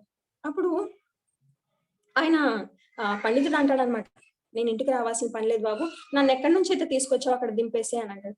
అప్పుడు ఆ వ్యక్తి చాలా ఆశ్చర్యంగా చూస్తూ ఉంటాడనమాట. ఏంటి అని చెప్పేసి. అప్పుడు అంటాడు, "బాబు నీ భార్య పట్ల ప్రేమ, నీ తల్లిదండ్రుల పట్ల గౌరవం, అలాగే జంతువుల పట్ల నీకున్న అభిప్రాయం, అలా సమాజం పట్ల నీకున్న అభిప్రాయం, ఇవన్నీ చూస్తే నీకే గ్రహ దోషాలు గాని, ఏ వాస్తు దోషం కానీ నిన్నేం చేయలేదమ్మా" అని చెప్పేసని, "నీ భావనని బట్టి నీ ప్రపంచం ఉంది" అని చెప్పేసని ఆయనని చెప్పేసి అక్కడి నుంచి వెళ్దాం అనుకుని కూడా అంటాడనమాట. "నువ్వు నీ తండ్రికి విలువనిచ్చి నువ్వు నా దగ్గరకొచ్చావు. కాబట్టి నేను ఆ మాటకి నేనొచ్చి ఇంట్లో చూస్తానని" చెప్పేసని వస్తాను. అన్నట్టుగానే "నీ ఇల్లు చాలా బావుంది. అన్ని వాస్తు అంతా బావుంది" అని చెప్పేసి వెళ్ళిపోతాడనమాట. దీన్ని బట్టి ఏంటంటే, మనం చూడండి ఆయన ఎంత ఫ్రీగా ఉన్నాడో అందరి పట్ల పాజిటివిటీ. అంత ప్రశాంతంగా ఉండటానికి. అలా, అలా ఉందన్నమాట. అలాగే మన కబీర్ గారు ఓ మాట అంటూ ఉంటారు. ఏంటంటే, మనం వెళ్ళే దారిలో అందరిని కలుపుకుంటూ వెళ్ళాలి. అందరిని పలకరించుకుంటూ వెళ్ళాలి. ఎందుకంటే, తిరిగొచ్చే దారిలో తిరిగి మళ్ళా ఆ దారిలో మనం వస్తామో రామో మనకు తెలీదు అని చెప్పేసని. అలాగే ఆహ్ అందమైన ఇల్లులు అందరం కట్టుకుంటూ ఉంటాం. కానీ అందమైన అనుబంధాలు కట్టుకోవడంలోనే అసలైన ఆనందం దాగి ఉందని మనం అందరం తెలుసుకోవాలి. నవ్వితే చాలా అందంగా ఉంటాం. అలాగే నవ్విస్తే ఇంకా చాలా ఆనందంగా ఉంటూ ఉంటాం. అది. మనము ఈ హ్యూమన్ రిలేషన్స్‌ని మెయింటైన్ చేస్తూ ఉంటాము. ఇంకొక 2 మినిట్స్ చెప్తానండి. ఈ 2 మినిట్స్ చెప్పాక ఇంక సెషన్ ఇంక నా పార్ట్ అవుతుంది. సో, 2 మినిట్స్ ఉంది. ఏంటంటే మనము ఈ హ్యూమన్ రిలేషన్స్ కానీ, ఎమోషనల్ బ్యాలెన్స్ కానీ, ఇవి చేయటానికి ఎన్ని టెక్నిక్స్ చెప్పుకున్నాం. ఏంటంటే, మనం ఎలా పాజిటివ్‌గా ఉండాలి అని చెప్పేసి చాలా రకాలుగా డొనేషన్స్ ఇవ్వడం వల్ల మనం ఎంత ఆనందం పొందుతూ ఉంటాం అంటే, గివ్ ఇవ్వటం వల్ల ఫర్గివ్ మనం ఇవ్వటం వల్ల ఎంత ఆనందంగా ఉంటాం. అలాగే మన మన యొక్క జీవితం పట్ల కృతజ్ఞతా భావం లాంటివి ఇవన్నీ కూడా మనకి ఎంత హ్యాపీనెస్ ఇస్తూ ఉంటాయి. అలాగే ఒక విషయం. ఏంటంటే మనం అంటూ ఉంటాం ఎమోషనల్ బ్యాలెన్స్ ఎలా అవుతుంది అని చెప్పేసి. ఎమోషన్స్‌ని ఎలా బ్యాలెన్స్ చేయొచ్చు అని. నేనైతే మెడిటేషన్ చేస్తూ ఉంటానండి. మెడిటేషన్ అంటూ ఉంటాం కదా! అసలు మెడిటేషన్ ఏంటి అంటాం కదా! ఇప్పుడు ఒక తల్లిదండ్రులు లేని బిడ్డ తను పుట్టిన దగ్గర నుంచి ఒకటి సాధించాలనుకోండి, తనే స్వతహాగా మంచి చెడుని ఆహ్, శోధన చేసి మంచిది అంటే అది సాధించాలంటే మంచి, చెడు 2 తను స్వతహాగా చూడాలి. అంటే ఒకటి సాధించేలోపు ఒక్కొక్కసారి తన విలువైన సమయాన్ని కూడా, కాలాన్ని కూడా వృధా చేసుకోవాల్సొస్తుంది. అదే చూడండి తల్లిదండ్రులున్న ఒక బిడ్డ పరిస్థితి ఎలా ఉంటుందో, చక్కగా తను అన్‌కండీషనల్ లవ్ తల్లిదండ్రుల దగ్గర నుంచి వచ్చే ఆ అన్‌కండీషనల్ లవ్‌ని తను పొందుతూ ఉంటాడు. అలాగే అలాగే ఆ బిడ్డకి ఏ సమయంలో ఏం కావాలనేది తల్లిదండ్రులు ఇస్తూ ఉంటే అది పొందుతూ ఉంటారు. సమాజం పట్ల ఏదైనా నెగెటివ్ ఉంటే ఆ పిల్లవాడిని ప్రొటెక్ట్ చేస్తూ తల్లిదండ్రులు ఉంటారు. ఆ పిల్లవాడికి ఏది సరైన దారి అనేది చూపిస్తూ ఉంటారు. సరైన దారిలో పెడతారు. చూడండి ఆ బిడ్డ చేసుకున్న అదృష్టం చూడండి తల్లిదండ్రులు ఉంటే. అలాగే మెడిటేషన్ ఉంటే కూడా మన తల్లిదండ్రులుంటే ఎంత సపోర్ట్ ఉంటుందో మెడిటేషన్ అనేది దానికి 1000 రెట్లు ఎక్కువ. దానివల్ల చూడండి మనకి మనం కర్మ సిద్ధాంతాలని ఇయన్నీ పక్కన పెట్టేద్దాం. మనము ఆ మెడిటేషన్ చేయలేదనుకోండి, ఈ ఎమోషన్స్, ఈ ప్రపంచం అంతా కూడా ఒక పోటీ ప్రపంచంలా అనిపిస్తుంటుంది. మనుషులందరినీ ఒక మెకానికల్‌గా చూస్తూ ఉంటాం. జీవితం పట్ల అవగాహన వచ్చే సమయానికి మనకి టైం కూడా చాలా వృధా అయిపోతూ ఉంటుంది. అదే మెడిటేషన్ చేస్తున్నాం అనుకోండి, మనకేంటంటే ఆ అన్‌కండీషనల్ లవ్ మనకా మనకి యూనివర్స్ నుంచి వచ్చే మనకు అన్‌కండీషనల్ లవ్‌ని మనం తీసుకోగలుగుతాం. ఏ సమయానికి ఆ మనిషికి ఏం కావాలి అనేది ఆ టైంకి మనం పొందుతూ ఉంటాము. అలా అట్ ద సేమ్ టైమ్ మనం ఏ దారిలో అయితే మంచో ఆ దారిని మనకు చూపిస్తూ ముందుకు తీసుకెళ్తూ ఉంటుంది. మనకి మనం ఏదైనా పొరపాట్లు చేస్తే అది విజన్స్ ద్వారా, డ్రీమ్స్ ద్వారా మనకు చూపిస్తూ ఉంటుంది. కాబట్టి మనం మెడిటేషన్ మనం ఒక్కొక్కసారి మెడిటేషన్‌ని పోస్ట్‌పోన్ చేస్తూ ఉంటాం. అదేమి తప్పు కాదండి. ఎందుకంటే మనిషి పడటం అనేది తప్పు కాదు. మళ్ళీ తిరిగి లెగవకపోవడం అనేది తప్పు. కాబట్టి మనం ఒక్కొక్కసారి కంటిన్యూయస్‌గా చేస్తూ ఒక్కోసారి పోస్ట్‌పోన్ చేస్తాం. కానీ కంటిన్యూ‌గా చేస్తూ ఉండాలి. చేస్తూ ఉండటం వల్ల అన్‌కండిషనల్ లవ్‌ని మనం ఖచ్చితంగా పొందుతూ ఉంటాం. కాబట్టి నాకు ఇంత చక్కటి అవకాశాన్ని అందించిన శ్రీరామ్ సార్ గారికి, విశ్వ మేడం గారికి, ఈశ్వర్ సార్ గారికి, వీఎస్ ఫ్యామిలీ కుటుంబం మొత్తానికి నా heartful thanks. Thank you. Thank you Subhanvi garu. Thank you so much. మీరు మా దగ్గర ట్రైనింగ్ అయ్యారు లేదా మా దగ్గర ఈపీఎస్ చేశారని చెప్పుకోవడానికి మేము గర్వపడుతూ ఉంటాం. చక్కటి సెషన్. హ్యూమన్ రిలేషన్స్, మానవ సంబంధాల గురించి చక్కటి ఎగ్జాంపుల్స్, చిన్న చిన్న స్టోరీస్, మనం ఎలా ఉండాలి, దేన్ని పట్టించుకోవాలి, దేన్ని పట్టించుకోకూడదు, దేన్ని వంట పట్టించుకోవాలి అనేవి చక్కగా చెప్పారు. మధ్యలో మా పేర్లు చెప్తూ కూడా మేమేదో చెప్పామని. మేమేం చెప్పామో లేదో తెలియదు కానీ మీరైతే చాలా నేర్చుకున్నారు. చక్కగా ప్రెజెంట్ చేశారు. Very good. మీ దగ్గర చాలా నేర్చుకున్నాను సార్. మేము అందరి తరపున నేను చప్పట్లు కొడుతున్నాను. ఇప్పుడున్న వాళ్ళందరూ ఆ విషయాలు నేర్చుకుని పాటించి వాళ్ళ నుంచి వారి నెక్స్ట్ తరాలకి దాన్ని అందించి చక్కటి సమాజం ఇప్పటికి కాకపోతే ఇంకెప్పటికైనా నెమ్మదిగా అయినా బిల్డ్ అవడానికి వీళ్ళందరూ సహకరిస్తారని మనస్ఫూర్తిగా ఆశిద్దాం. అయితే నేను చాట్ లో అందరికీ చెప్తూ వచ్చాను. ఈ సెషన్ తర్వాత ఇంకో సెషన్ కూడా ఉంది. సేమ్ హ్యూమన్ రిలేషన్స్ సంబంధించి కోమలవల్లి గారని వస్తారు. అయితే మధ్యలో మనం ఒక ఫేమస్ సైకాలజిస్ట్ ని పిలుచుకున్నాం వాళ్ళ సెషన్. గౌరవంగా ఆయన కూడా వచ్చారు. Thank you so much. Nagesh sir నమస్తే. Welcome to our session. So Nagesh sir మీకు పరిచయం చేస్తాను. ఒక్క క్షణం. సార్ నమస్కారం Sriram garu. Sir thank you so much. వచ్చి మీరు ఇక్కడ ఉండడం అసలు మాకు చాలా ఎంతో అదృష్టంగా భావిస్తున్నాం. ఫ్రెండ్స్ మీ అందరికీ నేను కెమెరా ఆన్ చేసుకోమని అడిగాను. లాస్ట్ టైం కూడా చెప్పాను, మేము సైకాలజిస్ట్ ని పిలుస్తామండి అని కూడా చెప్పాను. సో సార్ గురించి ఒక చిన్న బ్రీఫ్ ఇంట్రడక్షన్ ఇస్తాను మీకు. సార్ యాక్చువల్ గా ఇండియాలోనే చాలా పెద్దదైన నిమ్హాన్స్ నుంచి ఏదైతే సైకాలజీలో చాలా ఉన్నతమైన చదువును అందించే ఒక ఇన్స్టిట్యూషన్ నుంచి, నేషనల్ ఇన్స్టిట్యూషన్ నుంచి సైకాలజీలో పట్టభద్రులు, అలాగే వీడికి special officer, certified effective public speaker, NLP master trainer, ఇలా చెప్తూ పోతే సార్ ఎన్నో ఉన్నాయి. ఒక పెద్ద లిస్ట్ తయారు చేయొచ్చు. నేను ఇక్కడ చాట్ బాక్స్ నింపేయచ్చు ఆయన అన్ని రాస్తున్నాను. అలాంటి వ్యక్తిని వాళ్ళు మనం ఇక్కడ మన గ్రూప్ లో చూస్తున్నాం. అండ్ మీ అందరినీ ఎందుకు కెమెరాలు ఆన్ చేసుకోమన్నానంటే, మీరు కూర్చున్న విధానం, మీరు పడుకొని వింటున్నారా, కూర్చొని వింటున్నారా, చేయి పెట్టుకుని వింటున్నారా, తల వంచి వింటున్నారా, ఎలా వింటున్నారా అనే వివరాలు ఇప్పుడు సార్ మీకు చకచక చెప్తారు. చూడండి, అందరు రిపోర్ట్ కార్డ్ ఇస్తారు ఒక 5 నిమిషాల్లో. ఆయన ఆ రిపోర్ట్ కార్డ్ చూస్తే మీరు ఏం చేస్తున్నారని అర్థమవుతుంది. ఇవాళ నేను చాలా మందిని రిమూవ్ చేయలేదు. ఎందుకు అంటే రీజన్, సరే లాస్ట్ లో అయినా కెమెరాలు ఆన్ చేసుకుంటారేమో అని. రేపటి నుంచి మాత్రం నో హెసిటేషన్ అండి. కెమెరాలు ఆన్ చేసుకొని వాళ్ళు ఆ న్యూనతా భావం నుంచి బయటకు రావడం లేదు. వాళ్ళని ఖచ్చితంగా మనం బయటికి రప్పించాలంటే ఇక్కడి నుంచి బయటికి పంపించాలి. ఈవెన్ నగేష్ గారు కూడా అది చెప్తారు. కాబట్టి రేపటి నుంచి అయితే కెమెరాలు ఆన్ చేసుకునే వాళ్ళని ఇక్కడ ఉంచమండి. మాకు ఇంతమంది ఉండాలి, 100 మంది ఉంటేనే సెషన్ బాగుంటుంది, అలాంటివి ఏం లేవు. 10 మంది ఉన్నా చెప్తాం, 5 ఉన్నా చెప్తాం. ఎవరు లేకపోతే మా బద్రీనారాయణ గారు ఉంటారు, ఆయన ఒక్కరికి చెప్తాం, ఏం బెంగలేదు మాకు. కాబట్టి సార్, వేదిక మీది ఇప్పుడు. సార్ నమస్కారం శ్రీరామ్ గారు, థ్యాంక్ యూ సో మచ్ అండి. అండ్ మొట్టమొదట శుభాంబి గారు, ఎంత ఎక్సలెంట్ స్పీచ్ అండి. చాలా నేను అందరినీ అబ్జర్వ్ చేస్తూ కూడా కొన్నిసార్లు నా అబ్జర్వేషన్ డీవియేట్ అయిపోయాను మీ స్పీచ్ వింటూ. సో ఎక్స్ట్రాడినరీ స్పీచ్ అండి. So hats off to you. మీ మామగారు వచ్చినా కూడా మధ్యలో డిస్టర్బెన్స్ అయినా మళ్ళీ కరెక్ట్ గా అక్కడి నుంచే కనెక్ట్ చేశారు. నిజంగా చాలా గొప్ప స్పీచ్ ఇచ్చారండి. And you have a unique voice. And ఈ గ్రూప్ లో ఉన్న ఈశ్వర్ గారికి, విశ్వ గారికి, అండ్ సునీత వలేటి గారికి, లక్ష్మీ చిన్ని గారికి, డి జ్యోతి గారికి, హిమబిందు గారికి, కోమలవల్లి గారికి, అండ్ మంజువాణి గారికి, జయశ్రీ గారికి, అందరికీ పేరు పేరున నా హృదయపూర్వక నమస్కారాలండి. ఇంకెవరన్నా మిస్ అయ్యి ఉంటే దయచేసి క్షమించండి. అందరు పార్టిసిపెంట్స్ కూడా ఇవాళ పార్టిసిపెంట్స్ ని అబ్జర్వ్ చేసే వర్క్ శ్రీరామ్ గారు నాకు ఇచ్చారు. కానీ పార్టిసిపెంట్స్ అసలు ఎంత ఇన్వాల్వ్ అయ్యి చాలా చక్కగా వింటున్నారు అంటే గనక వాళ్ళ గురించి రాయాలి అన్నా కూడా ఏం రాయాలో నాకేం అర్థం కాలేదు. బట్ స్టిల్ నా ఎక్స్పీరియన్స్ తో కొన్ని రాశానండి, అది మీ ముందర ఉంచుతున్నాను. ఫస్ట్ వచ్చి ఇమ్తియాజ్ బేగం గారండి.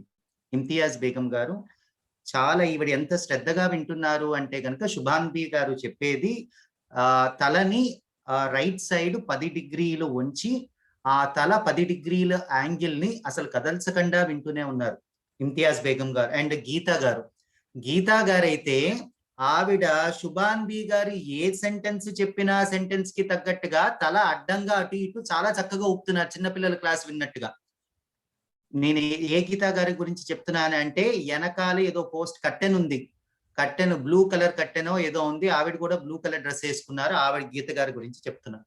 చాలా అద్భుతమైన లిజనింగ్ అండి మీది. సరస్వతి గారు హెడ్ డౌన్ పెట్టుకుని 8 డిగ్రీస్ లో డౌన్ లో పెట్టుకుని, ఎప్పుడైతే శుభాన్బి గారు హెచ్చు తగ్గులు అంటే ఆవిడ వాయిస్ లో పైకి వెళ్ళినప్పుడు ఈవిడ తల పైకి ఎత్తడం, కిందకి వెళ్ళినప్పుడు తల కిందకి దింపడం. ఆపుతున్నాను, క్షమించండి. ఇద్దరు సరస్వతులు ఉన్నారు. ఈ గ్రీన్ డ్రెస్సా ఎర్ర డ్రెస్సా? అదే నేను మీకు చెప్పబోతున్నాను sir. I'm just looking at that particular green అండి, గ్రీన్ కలర్. ఓకే. అండ్ సత్య సుబ్బరాజు గారు హెడ్ రైట్ సైడ్ అండి, 5 డిగ్రీస్ టిల్ట్ అయి ఉన్నారు.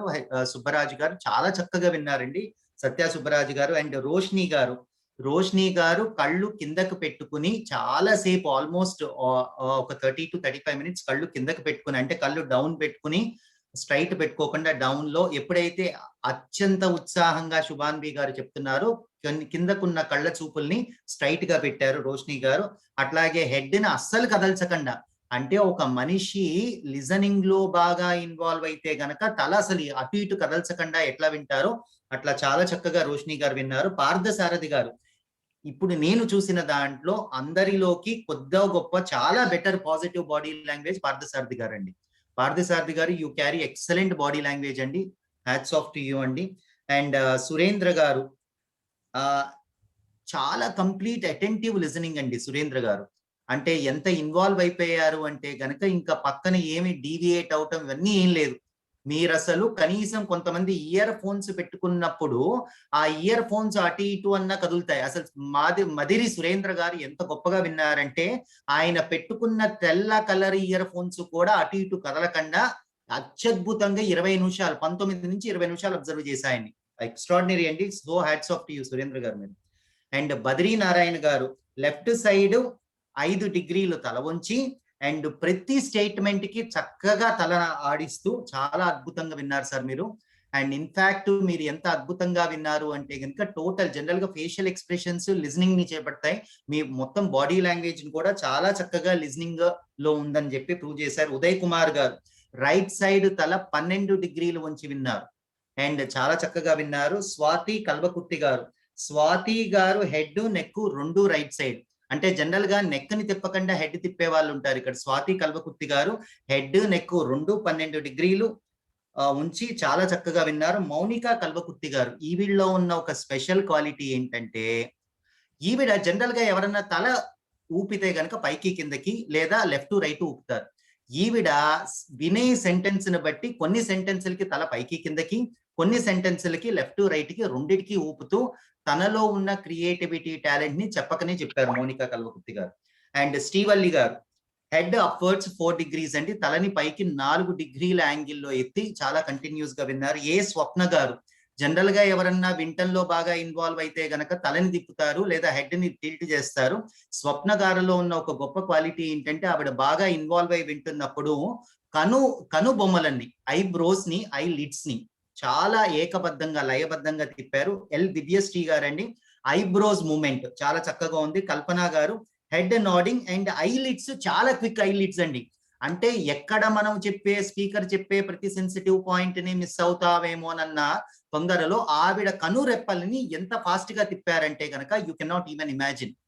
అండ్ భానుప్రకాష్ రెడ్డి గారు, యాక్చువల్గా ఇక్కడ పేరు భానుప్రకాష్ రెడ్డి అని ఉంది, కానీ అక్కడ కూర్చున్నది ఒక లేడీ, ఒక ఆవిడ ఎంత అత్యద్భుతంగా విన్నారు అంటే గనక, ఆవిడ వినేటప్పుడు వెనకాల ఎవరో తలుపు శబ్దం చేస్తే తల తిప్పి చాలా కోపంగా అటు చూసి ఎవరు మీరు సౌండ్ చేస్తున్నారు, నేను ఇక్కడ ఇంత శ్రద్ధగా వింటుంటే అనేది కూడా చాలా చక్కగా చూపెట్టారు. పి వాణి గారండి బెండింగ్ టువర్డ్స్ కెమెరా, అంటే మనం శ్రద్ధగా వింటున్నాము అంటే మనకి తెలియకుండానే తల ముందరికి వచ్చేసి కెమెరాలో ఇంకా అవకాశం లేదు, వీలైతే కెమెరాలోకి తల దూర్చేంత శ్రద్ధగా విన్నారు ఈవిడ. అండ్ పోలా రాణి గారు లెఫ్ట్ సైడ్ 4 డిగ్రీలు తల ఉంచుకుని ఆల్మోస్ట్ 11 నిమిషాలు 12 నిమిషాలు అలాగే విన్నారు. అండ్ భూపాల్ గారు తల కిందకి దించి 10 డిగ్రీల యాంగిల్లో చాలా శ్రద్ధగా విన్నారు. శరణ్ సిద్ధార్థ్, మీరు పెట్టుకునేది నాకు చాలా విజిబుల్ గా లేదు, నేను చెప్పలేకపోయాను. అండ్ వహీరా, ఎవరు అండి వహీరా, ఈవిడ ఏంటంటే ఈవిడ ఇన్వాల్వ్ అయినప్పుడల్లా తన కుడి చేతి వైపు చూపుడు వేలు పక్క వేలు ఈ 2 వేలని చెవులకి ఇలా టచ్ చేసి అండ్ ప్రతి 3 నిమిషాలు 4 నిమిషాలకి చైర్ ని ఇలా పట్టుకుంటారు. అంటే కాన్సన్ట్రేటెడ్ గా వినేటప్పుడు ఆవిడ చేసే బాడీ లాంగ్వేజ్ గెస్చర్ ఇది. అండ్ ధీరజ్ గారేమో very intending right side 10 degrees చాలా టిల్ట్ అయి చాలా ఎక్స్ట్రాడినరీ పాజిటివ్ బాడీ లాంగ్వేజ్ తో కళ్ళద్దాలు పెట్టుకున్నాడు ఈ అబ్బాయి. I think he studying some graduate అనుకుంటున్నాను. చాలా అద్భుతమైన పాజిటివ్ బాడీ లాంగ్వేజ్ ప్రొసెస్ చేసి అండ్ చాలా అద్భుతంగా, అంటే అటు కెమెరా వైపు కంప్లీట్ గా ఉంగకుండా మరి వెనకాలకి ఉంగకుండా కెమెరా యాంగిల్ ని కూడా చాలా చక్కగా పెట్టుకుని చాలా బాగా వింటున్నాడు. And also Dheeraj is very handsome. Hariprasad garu right side head 2 degrees tilt అయ్యింది, right side head 2 degrees tilt అయ్యింది, చాలా చక్కగా విన్నారు. And Ramesh K eye expressions down అయి ఉన్నాయి, జనరల్ గా కొంతమంది మాత్రమే శ్రద్ధగా వింటున్నప్పుడు 2 పెదాల్ని గట్టిగా బిగిస్తారు. రమేష్ గారిలో ఉన్న లక్షణం అది, 2 పెదాల్ని గట్టిగా బిగించి వింటున్నారు. And Ghouse Baba positive body language అండి, extraordinary positive body language Ghouse Baba garu. And Naveen garu right side 15 degrees head ని టిల్ట్ చేసి వింటున్నారు. And Shaktika garu head right side and eyebrows upwards అండి. Bhaskar garu head nodding right side 5 degrees head tilt చేసి వింటున్నారు. అండ్ మంజులా భూపాల్ గారు, ఈవిడ చాలా చక్కగా కూర్చున్నారు కానివ్వండి, మంజులా భూపాల్ గారు చేస్తున్న ఒక మిస్టేక్ ఏంటంటే, ఆవిడ వెనకాల లైట్ ఉంది, మీరెప్పుడు లైట్ మీ మొహం మీద పడేటట్టు కూర్చోండి మంజులా భూపాల్ గారు, పైగా మీ వెనకాలన్న లైట్ కున్న ఒక లక్షణం ఏంటంటే అది వెలిగి ఆరిపోతోంది, దానివల్ల ఏంటంటే ఫోకస్ మొత్తం మీ స్క్రీన్ మీద ఉండదు. సో ఇదండి నేను అబ్జర్వ్ చేసింది. నేను అబ్జర్వ్ చేసేటప్పుడు వీళ్ళు మాత్రమే కెమెరా ఆన్ చేసుకుని ఉన్నారు, చివరికి చాలా మంది చేశారు, నేను అంతకంటే చేయలేకపోయాను. Thank you so much Nagesh గారు, థ్యాంక్ యూ సో మచ్. మీ ఎంత స్ట్రెన్యూస్ జాబ్ నాకు తెలుసు, బట్ స్టిల్ మీరు ఆ విషయంలో ఎంత ఎక్స్పర్ట్స్ కూడా మాకు తెలుసు. Sir mind reader, face reader కూడా, మీ ఫేస్ చూసి మీరు ఏమనుకుంటున్నారో కూడా చెప్తారు. నన్ను కూడా అలాగే ఆడుకుంటుంటారు ఎప్పటికప్పుడు. ఆయన్ని ఆడుకునే స్థాయికి ఎదగాలని భగవంతుడు ఎప్పుడు కోరుకుంటుంటాను అనమాట. ఈ సైకాలజీని నేను ఎలా పట్టుకోవాలా అని ఆ ప్రయత్నం చేస్తూ ఉంటాను. అదే ఒక పిహెచ్డి అయిపోయేలా ఉంది చూస్తూ ఉంటే. త్వరలోనే మీ అందరికీ నగేష్ సార్ తో ఒక అద్భుతమైన సెషన్ కూడా ఉంటుంది. సార్ టైం కూడా అడిగాం. సార్ మిగతా సెషన్స్ చాలా కోవిడ్ కేసులు పెరుగుతుండడం వల్ల సార్ ఏపీలో బిజీగా ఉంటుంది సెక్రటేరియట్ లో. జిల్లాల్లో ఉండే డిఎంఎన్డిహెచ్ఓలతో వాళ్ళతో కంటిన్యూస్ గా కోఆర్డినేట్ చేసుకుంటూ కేసెస్ కి సైకలాజికల్ గా మెంటల్ ప్రిపేర్డ్నెస్ ఎలా ఉండాలి అధికారుల్లో కానీ సిబ్బందిలో కానీ ప్రజల్లో కానీ అనే దానిపైన గవర్నమెంట్ సలహాలు ఇస్తుంటారు. ఇంతకుముందు తెలంగాణలో కూడా కోవిడ్ స్పెషల్ ఆఫీసర్ గా ఉండేవాళ్ళు. అయితే తన సొంత ఊరికి వెళ్ళాలనే ఒక కాంక్షతో ఈ లాక్డౌన్ లో అయినా సొంత ఊర్లో ఉండాలనే కాంక్షతో ఏపీకి ఆయన సలహాదారుగా మారిపోయారు. So thank you so much Nagesh sir. మీరు మళ్ళీ ఒక మంచి సెషన్, ఏ సెషన్ అనేది ఇప్పుడు వీళ్ళకి రివీల్ చేయను నేను, ఒక మంచి సెషన్ తో సార్ అయితే మీ ముందుకు వస్తారు. ఎప్పుడు అనేది కూడా చెప్పను, ఎందుకంటే మీరు అందరూ కంటిన్యూస్ గా రావాలిగా. వచ్చిన తర్వాత మీ ఒక టేస్ట్, ఇది మీకు ఒక శాంపిల్, ఇది సార్ ఎలా ఉంటారని చెప్పడానికి ఒక శాంపిల్ అనమాట. మీకు అర్థమయ్యే ఉంటుంది ఆయన ఎబిలిటీ ఏంటి, ఆయన ఏం చేయబోతున్నారు, ఎలాంటి. ఒక హాఫ్ అన్ అవర్ మీరు వింటే మీలో ఎంత ట్రాన్స్ఫర్మేషన్ ఉంటుంది, ఒక 1 hour వింటే మీరు ఎంత విషయ పరిజ్ఞానాన్ని మీరు మూట కట్టుకోగలుగుతారు అనేది మీకు అర్థమై ఉంటుంది. మీరందరూ మా సెషన్ ని పొగుడుతూ ఉంటారు. ఇప్పుడు చూడండి, ఒకవేళ ఇలాంటి వ్యక్తి సెషన్ చెప్తే మమ్మల్ని మించి ఏ స్థాయిలో ఉంటుంది అనేది మీరు అర్థం చేసుకోండి. కాబట్టి కెమెరాలు ఆన్ చేసుకోండి. కెమెరాలు ఆన్ చేసుకునే వాళ్ళు మాత్రమే నెక్స్ట్ వచ్చే నగేష్ గారి సెషన్ ని ఖచ్చితంగా వింటారు. ఆ రోజు అయితే ఖచ్చితంగా అందరినీ పంపించేస్తాం. ఎందుకంటే వచ్చిన గెస్ట్ ని అవమానించినట్టు కెమెరాలు ఆఫ్ చేసుకుని ఉండడం అంటే మన ఇంటికి ఎవరో వస్తే మనం వాళ్ళ ముందు తెర వేసుకుని కూర్చున్నట్టు అర్థం. మీ ముఖం చూడటం మాకు ఇష్టం లేదు, మా ముఖం మీకు చూపించడం ఇష్టం లేదని. అదే మీరు అనుకుంటే మాత్రం ఖచ్చితంగా రేపటి నుంచి మీ అందరినీ ఇక్కడి నుంచి పంపించే కార్యక్రమం నేను చాలా స్ట్రిక్ట్ గా చేస్తాం. Thank you so much. Thank you so much sir. Thank you Sriram గారు. చివరికి నాదో చిన్న మాట అండి. I think next speaker Komalavalli గారు అనుకుంటా. ఏమంటే ఒక్కసారి మీరు అందరు అబ్జర్వ్ చేయండి, ఆవిడ ఎంత ఎక్స్ట్రాడినరీ డ్రెస్సింగ్ సెన్స్ తో వచ్చారు ఇవాళ మీ ముందరికి. Extraordinary. Her dressing sense it self talks her confidence levels అండి. శ్రీరామ్ గారి గ్రూప్ లో వచ్చే ప్రతి స్పీకరు చాలా ఇన్నోవేటివ్ స్పీకర్ అయి ఉంటారండి. దయచేసి మీ కాన్ఫిడెన్స్ లెవెల్స్ ని ప్రతిరోజు వీడియో ఆన్ చేసుకుని చూపెట్టండి. నేను వీడియో ఆన్ చేసుకోలేదు, నా హెయిర్ స్టైల్ బాగాలేదు, నా డ్రెస్ బాగాలేదు, వెనకాల కర్టెన్ బాగాలేదు, ఇవన్నీ కాదండి. మీ మొహంలో ఆత్మవిశ్వాసం బాగుందా లేదా, ఇంతే, ఒకే ఒక విషయం. That's it. థ్యాంక్ యూ అండి everyone. Bye. Thank you sir. Thank you so much. Bye sir. Thank you so much. జై హింద్, జై భారత్. Thank you. సో అది నగేష్ గారి పరిచయం. అండ్ నగేష్ గారి కాసేపు మన దగ్గర ఉంటే వచ్చే ఆ సునామీ, ఒకవేళ ఒక గంట సేపు ఆయన మన దగ్గర ఉంటే ఎలాంటి సునామీ ఉంటుంది అనేది ఎక్స్పీరియన్స్ చేయాలంటే కొన్నాళ్ళు మీరు వెయిట్ చేయాలి.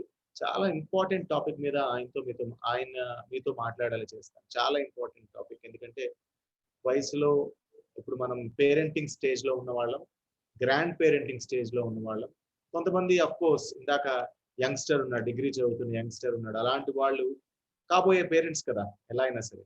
సో మీకు తెలియాల్సిన ఒక అద్భుతమైన టాపిక్ తో నగేష్ గారు త్వరలోనే ముందుకు వస్తారు. అయితే బిఫోర్ దాట్ ఇవాళ మన సెషన్ ముగియలేదు. మనం 8 గంటలు అయింది నాకు తెలుసు. కోమలవల్లి గారు ఎక్కువ సమయం కూడా తీసుకోరు. ఆవిడ షార్ట్ అండ్ స్వీట్ గా 15 minutes లో మీకు సెషన్ పూర్తి చేస్తారు. 8:15 కల్లా సెషన్ క్లోజ్ అవుతుంది.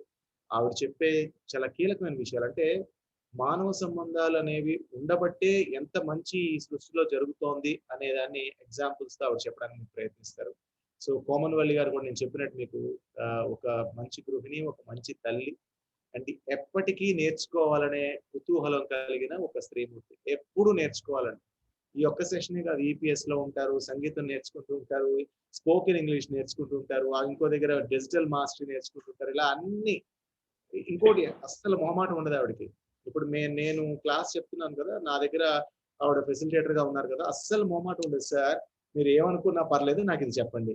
సార్ అర్ధరాత్రి మెసేజ్ పెడుతున్నాను ఏమనుకోకండి, నాకు ఇది నివృత్తి చేయండి. సమస్య లేదు, నిద్రపోదండి. ఆవిడకి వచ్చిన అనుమానం పూర్తి అయ్యేంత వరకు నిద్రపోదు. అఫ్ కోర్స్ మా దగ్గర ఉన్న వాళ్ళందరూ ఆల్మోస్ట్ అలాగే ఉంటారు. అందులో ఈవిడకి ఇంకొంచెం ఎక్స్ట్రా లెవెల్ డిగ్రీ అనమాట ఈవిడ. అండ్ మా అందరికి ఏంటంటే ఈవిడ ఒక చిన్న పిల్లలాగా.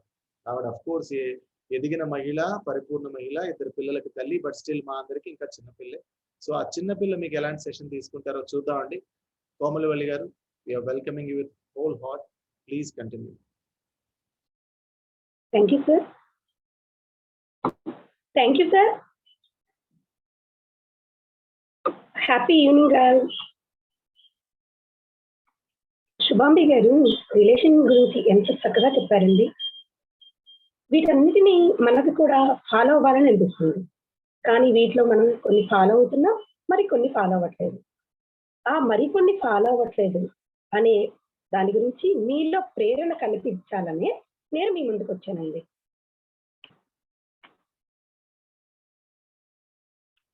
మనం విజయాన్ని సాధించినప్పుడు మనల్ని అభినందించే వాళ్ళు, మనం చెడు మార్గంలో ఉన్నప్పుడు ఆ మార్గం యొక్క నష్టాలను కష్టాలను తెలియజేసి మనల్ని మంచి మార్గంలోకి తీసుకెళ్లేవాళ్ళు.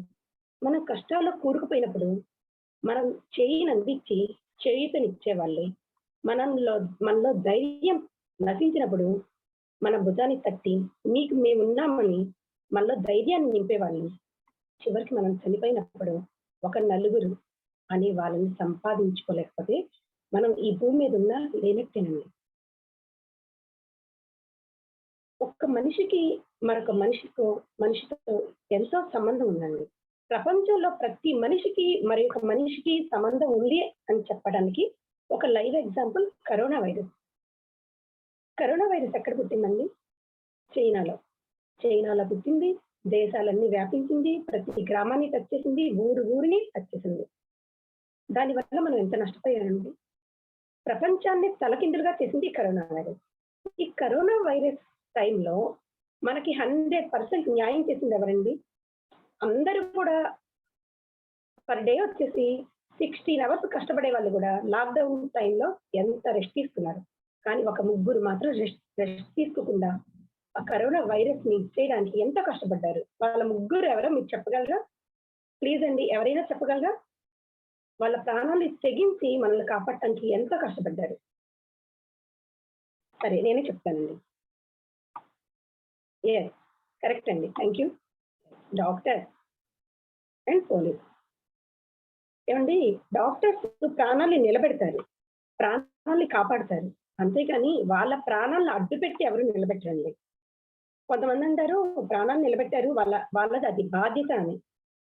ఇప్పుడు వాళ్ళ ఫ్యామిలీస్ లేవా? పిల్లలు లేరా? తల్లిదండ్రులు లేరా? మరి వాళ్ళకి బాధ్యత వాళ్ళ తల్లిదండ్రులు కూడా చూసుకోవాలిగా. కానీ మన ప్రాణాలని నిలబెట్టడానికి వాళ్ళ ప్రాణాలను అడ్డుపెట్టి నిలబెట్టలేరు కదండి. కానీ మన డాక్టర్స్ వాళ్ళ ప్రాణాలను అడ్డుపెట్టి నిలబెట్టారు. పోలీస్ డిపార్ట్మెంట్ లాక్డౌన్ టైంలో మన ఫ్యామిలీతో ఎంజాయ్ చేస్తున్నాం, ఏసీల కింద కూర్చుంటున్నాం, హ్యాపీగా తింటున్నాం, టీవీ చూస్తున్నాం. మరి కొంతమంది బయట ఏం జరుగుతుందో చూడటానికి వెళ్ళేవాళ్ళు. వాళ్ళని ఎవరింటికి వాళ్ళని పంపించి పోలీస్ డిపార్ట్మెంట్ మండు టెండలో ఎంత కష్టపడ్డారండి. ఇప్పుడు ఎవరికైనా ప్రాణం తర్వాతే కదండి ఏదైనా.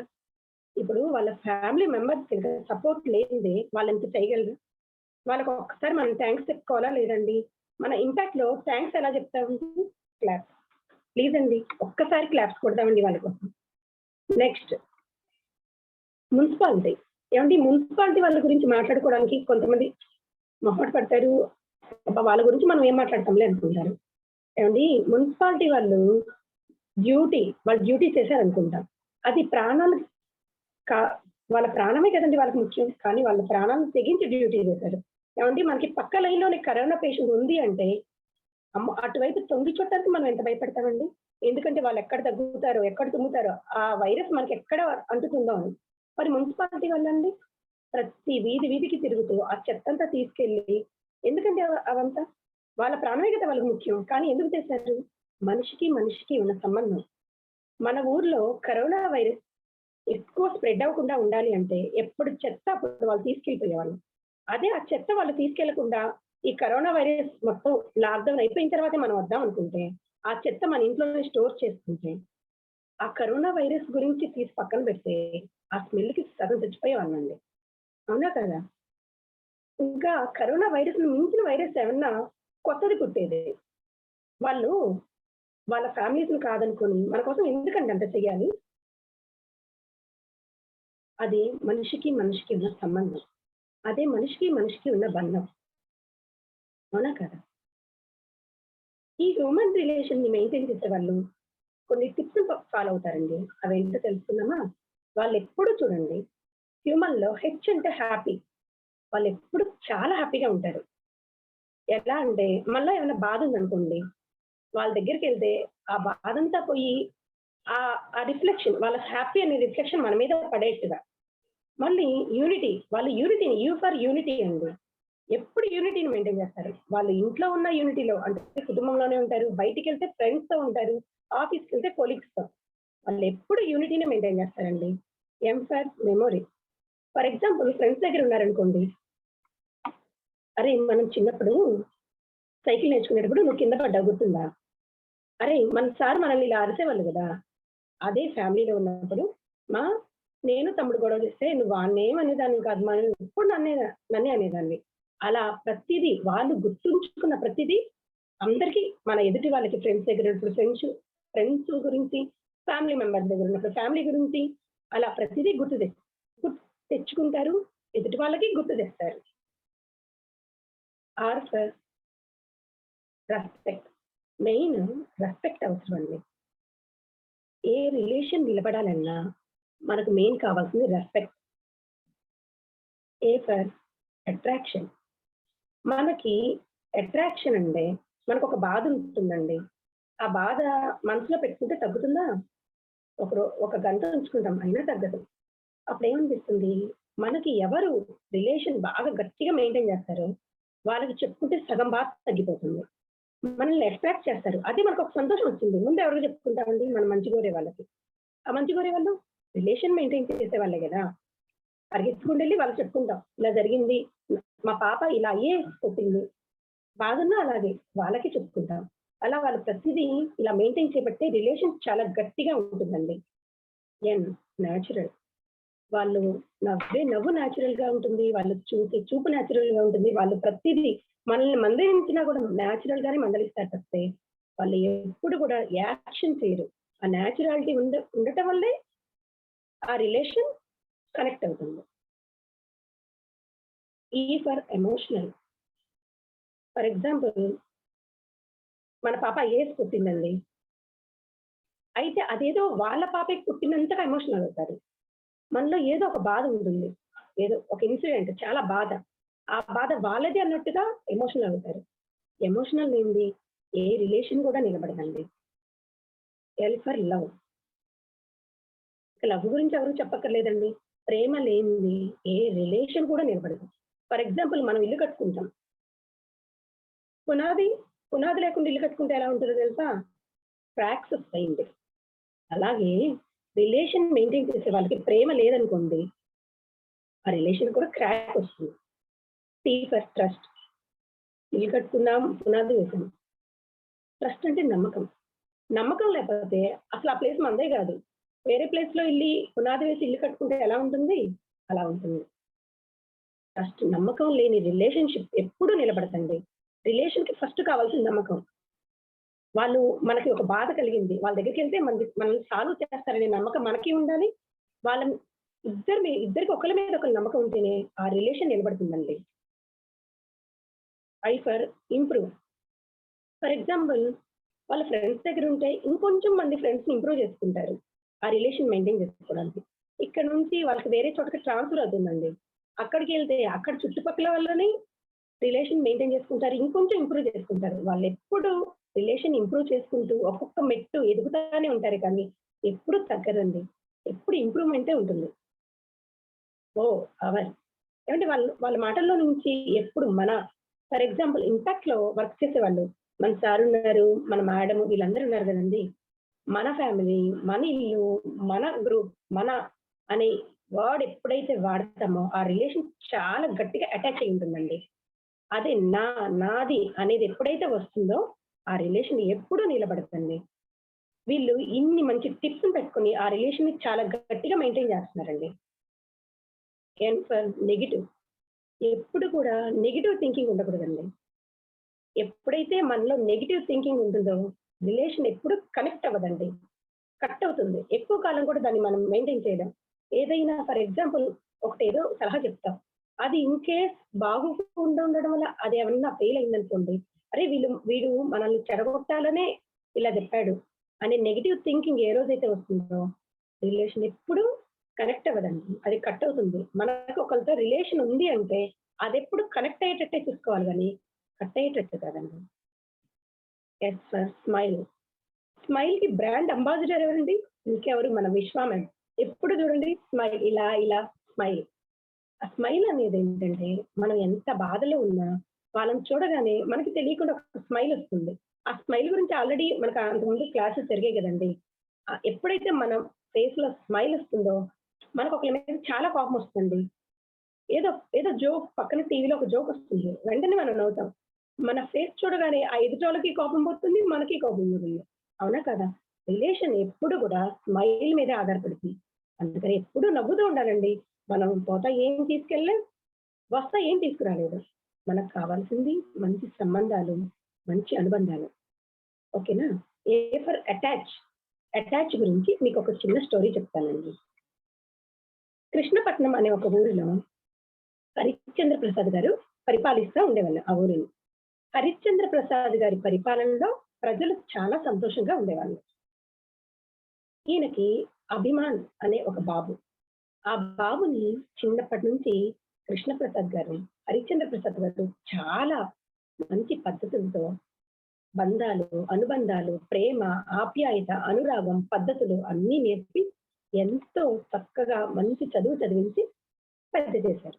ఆయనకి మంచి ఉద్యోగం రాగానే ఒక మంచి అందమైన అమ్మాయిని, మంచి సంస్కారం ఉన్న అమ్మాయిని చూసి పెళ్లి చేశారు. ఆయన పెళ్లి చేసి వెళ్ళి వాళ్ళ పిల్లోడు వెళ్ళేటప్పుడు ఒకటే చెప్తాడు వాళ్ళ ఫ్యామిలీ, ఏ పండగకైనా మీరు ఇక్కడికి రండి, మేము అక్కడికి వస్తాం. కానీ సంక్రాంతి ఉంది కదా, సంక్రాంతికి మాత్రం మన ఊర్లో అందరికీ చెప్పేదే నేను నీకు చెప్తున్నాను అలా.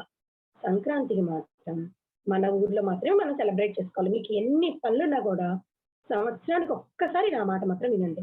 ప్రతి సంక్రాంతికి మీరు మన ఊరు రండి. అలాగే ప్రతి ఊర్లో ఉన్న ప్రతి ఒక్కరు కూడా చెప్తారండి, ఈయన పెద్ద మనిషి కదా, ఈయన దగ్గరకు వచ్చి పెళ్ళైపోయి వెళ్ళేటప్పుడు సంక్రాంతికి మాత్రం ఇక్కడికి రండమ్మా, సంక్రాంతి పండుగ అంతా ఇక్కడే చేసుకుందామని. పెద్ద పెద్ద చదువులకి పట్టణాలు వెళ్తారు, వాళ్ళకి అదే చెప్పేవాళ్ళు, సంక్రాంతికి మనం మన కృష్ణపట్నంలోనే సెలబ్రేషన్ చేసుకోవాలి అని. ఓకే, ఈలోపు సంక్రాంతి వస్తుందండి.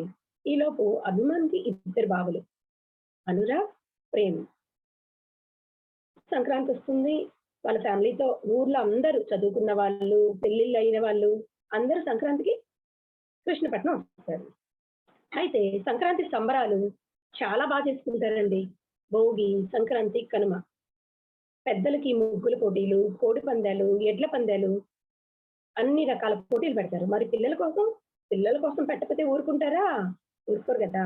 పిల్లల కోసం రన్నింగ్ రేస్, గాలిపటాల పందాలు, అలా పిల్లలకి పెట్టేవి పిల్లలకి, పెద్దలకు పెట్టేవి పెద్దలకి పెట్టారు.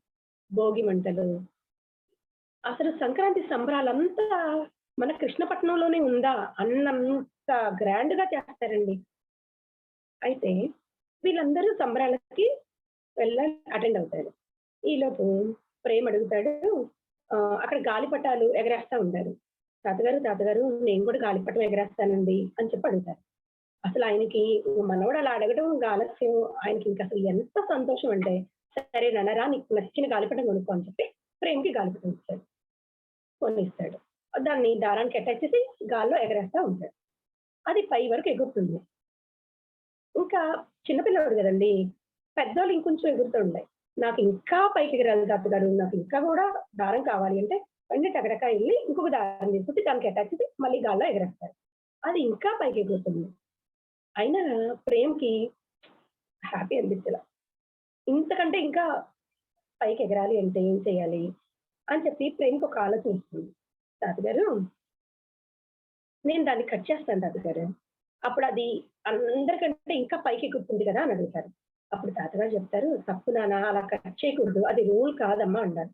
వెంటనే ప్రేమ్ మన బొమ్మ ముద్ద పెట్టుకొని, లేదు తాతగారు, ప్లీజ్ తాతగారు కట్ చేస్తాను తాతగారు అని. అప్పుడు వెంటనే తాతగారు మనవడు అడిగిన కోరిక ఎప్పుడు కాదండి కదండి, సరే నాన్న నీ ఇష్టం కట్ చేయండి. వెంటనే ఎక్కడ లేని సంతోషం ప్రేమ్ కాళ్ళల్లో. ఇలా కట్ చేస్తాడు. గాలిపటం ఇంకా అస్సలు రెక్కలు తగిన గాలిపటం ఎలా ఉంటుందండి, చాలా పైకి వెళ్తుంది హ్యాపీగా. ఇంకా చూసుకోండి ప్రేమ్ కళ్ళల్లో ఎంత సంతోషం అంటే, నా గాలిపటం చూసారా అందరికంటే నాదే బాగా వెళ్తుందని క్లాప్స్ కొట్టుకుంటూ చాలా సరదాగా ఎంజాయ్ చేస్తుంటాడు. కొంతసేపటికి ఆ గాలిపటం అలాగే కిందకు వచ్చి ఆ దగ్గరలో ఉన్న భోగి మంటలో పడుతుంది. ఇంకా ప్రేమ్ కళ్ళలో ఎంత బాధ, అసలు ఎందుకు ఇలా జరిగింది, నేను తాతగారు చెప్పిన మాట వింటే పోయేదే కదా అని చెప్పి ఆ బాధ అసలు మాటలతో చెప్పలేము. సరే ఒక నిమిషం మౌనంగా ఉంటాడు. వాళ్ళ తాతగారు కూడా ప్రేమను గమనిస్తూ ఉంటాడు. అతను అడగంది ఏది చెప్పడండి.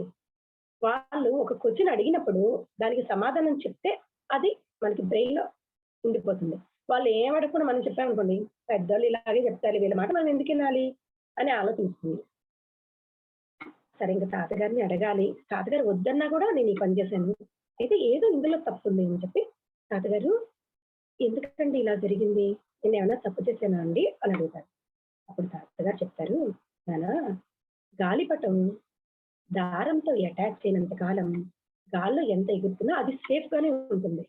ఎప్పుడైతే మనం ఆ దారాన్ని కట్ చేస్తామో అది ఆ సేఫ్ జోన్ నుంచి ఇప్పుడు ఆ భోగి మంటల్లో పడింది చూసావా, అలా పడుతుంది. అలాగే మనం ఎంత ఎత్తు ఎదిగినా కూడా మన బంధాలు, మన అమ్మా నాన్న, మన బంధువులు, మన ఫ్రెండ్స్, మన చుట్టుపక్కల వాళ్ళు అనే బంధాలతో అటాచ్మెంట్ ఉంటే దానికి విలువ ఉంటుంది. అదే వీళ్ళతో మనకెందుకులే, మన పేరెంట్స్ ఏమైనా మనంతా సంపాదించారా, వీళ్ళకి మనంత తెలివితేటలు లేవు కాబట్టే కదా అని వాళ్ళని చిన్న చూపు చూసి, మన ఫ్రెండ్స్ అప్పుడేదో టైం పాస్, ఇప్పుడు మనకు వీళ్ళతో ఏంటి మనకి పని అని వీళ్ళని చిన్న చూపు చూసి, చుట్టుపక్కలతో ఏదో అవసరం ఉంది కాబట్టే కదా మనం మాట్లాడుతున్నాం అని వీళ్ళని చిన్న చూపు చూసి, ఫ్రెండ్సా ఏముందిలే అని మనం ఎప్పుడైతే అనుకొని వాళ్ళతో ఆ అటాచ్మెంట్ ఎప్పుడైతే మనం కట్ చేసుకొని ఎంత పైకి ఎదిగినా కూడా అంతకంటే అంతకంటే ఫాస్ట్ గా కింద పడతాం. దానివల్ల మనం ఎంతో నష్టపోతాం నాన్న అని చెప్పి తాతగారు మనోడికి చెప్తారు. అప్పుడు ఆ ఊరిలో సంక్రాంతి సంబరాలు మామూలుగా అండి. ఆ సంబరాల కంటే వాళ్ళ తాతగారు చెప్పిన నీతి చూసారా, క్లాప్స్ అండి. అసలు ఊరు మొత్తం కూడా ఆయన క్లాప్స్ కొట్టి అసలు ఎంత బాగా చెప్పారండి. ఆ!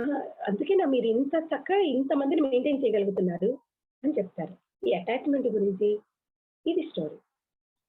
ఇంకొక చిన్నది మన నిజ జీవితంలో జరిగిందే చెప్తానండి. మనకి 25, 30 ఇయర్స్ బ్యాక్ ఆల్మోస్ట్ జాయింట్ ఫ్యామిలీసేనండి. ప్రతి ఫ్యామిలీలో మినిమమ్ 10 మెంబర్స్ ఉండేవాళ్ళు. ఎవరండి? తాతయ్య, నాయనమ్మ, పెద్దనాన్న, పెద్దమ్మ, పిన్ని, బాబాయ్, వాళ్ళ పిల్లలు, మన అన్నయ్యలు, తమ్ముళ్ళు ఎంతమంది ఉండేవాళ్ళమండి.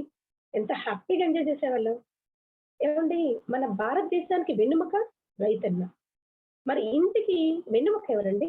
యజమాని, తాతగారు. వాళ్ళతో మన అటాచ్‌మెంట్ ఏవండి అది మాటలతో చెప్పలేమండి. అనుభవించిన వాళ్ళకే తెలుస్తది.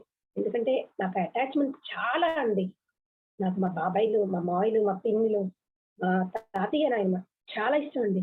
ఆ అటాచ్‌మెంట్ గురించి చెప్పాలంటే ఏవండి ఇప్పుడు ఫర్ ఎగ్జాంపుల్ మన పిల్లలకి తోడు లేదు అని చెప్పి మనం ఎక్కడికైనా బయటికెళ్ళేటప్పుడు సీసీ క్యామ్స్ ఉన్నాయి. మనకేం భయం అనుకోని చాలా ప్రశాంతంగా బయటికెళ్తాం. కానీ ఒక్కొక్కసారి ఆ సీసీ క్యామ్స్ కూడా అలసిపోతాయి. కళ్ళు మూసుకుంటాయి. అక్కడ ఏం జరుగుతుందో కూడా తెలీదు. ఎన్ని ఘోరాలు కూడా సీసీ క్యామ్స్ పట్టుకోలేకపోయాయండి. ఒకప్పుడు సీసీ క్యామ్స్ ఉన్నాయా? మా నాయనమ్మ, తాతయ్య కళ్ళు 1000 కళ్ళండి వాళ్ళయి. 1000 కళ్ళతో వాళ్ళు మన ఫ్యామిలీ మీద ఎంత ఏ చెడు రాకుండా ఎంత చూసుకునేవాళ్ళండి. ఆ తాతయ్య, నాయనమ్మతో ఉన్న రిలేషన్ గురించి చెప్పాలంటే ఇంకోటుంది. ఇప్పుడు మనం పెద్దవుతాం. మన తాతయ్య, నాయనమ్మలు కూడా పెద్దవుతా ఉంటారు. మనకు పెద్దయి పెళ్ళవుతుంది. వాళ్ళ నుంచి ఆ బంధం విడిపోవడానికి చాలా బాధపడతాం. కానీ వాళ్ళు సేఫ్‌గా ఉంటే చాలు గదా! మనం ఇక్కడ హ్యాపీగా ఉంటే వాళ్ళకి చాలు. మనం పెద్దయిన తర్వాత కొంతకాలానికి వాళ్ళు పెద్దవుతారు. ఇంకా పెద్దవుతారు. వయసు పైబడుతుంది. చనిపోయే స్థితికొస్తారు. అప్పుడు వాళ్ళు మన నుంచి దూరం అవ్వటానికి వాళ్ళ ప్రాణం పోతుందని భయపడరండి. వాళ్ళ బాధ కూడా ఒకటే. అయ్యో! వీళ్ళు ఇంకా చిన్న పిల్లలే అని. వాళ్ళ పిల్లలకి పిల్లలు పుట్టారు. వాళ్ళ పిల్లలకి కూడా పిల్లలు పుట్టారు. మనవడు పుట్టినా గూడా వాళ్ళకెలా అనిపిస్తుందంటే మా పిల్లలు చిన్న పిల్లలే అని. అయ్యో! మేము లేకపోతే వీళ్ళెలా బతుకుతారు అని.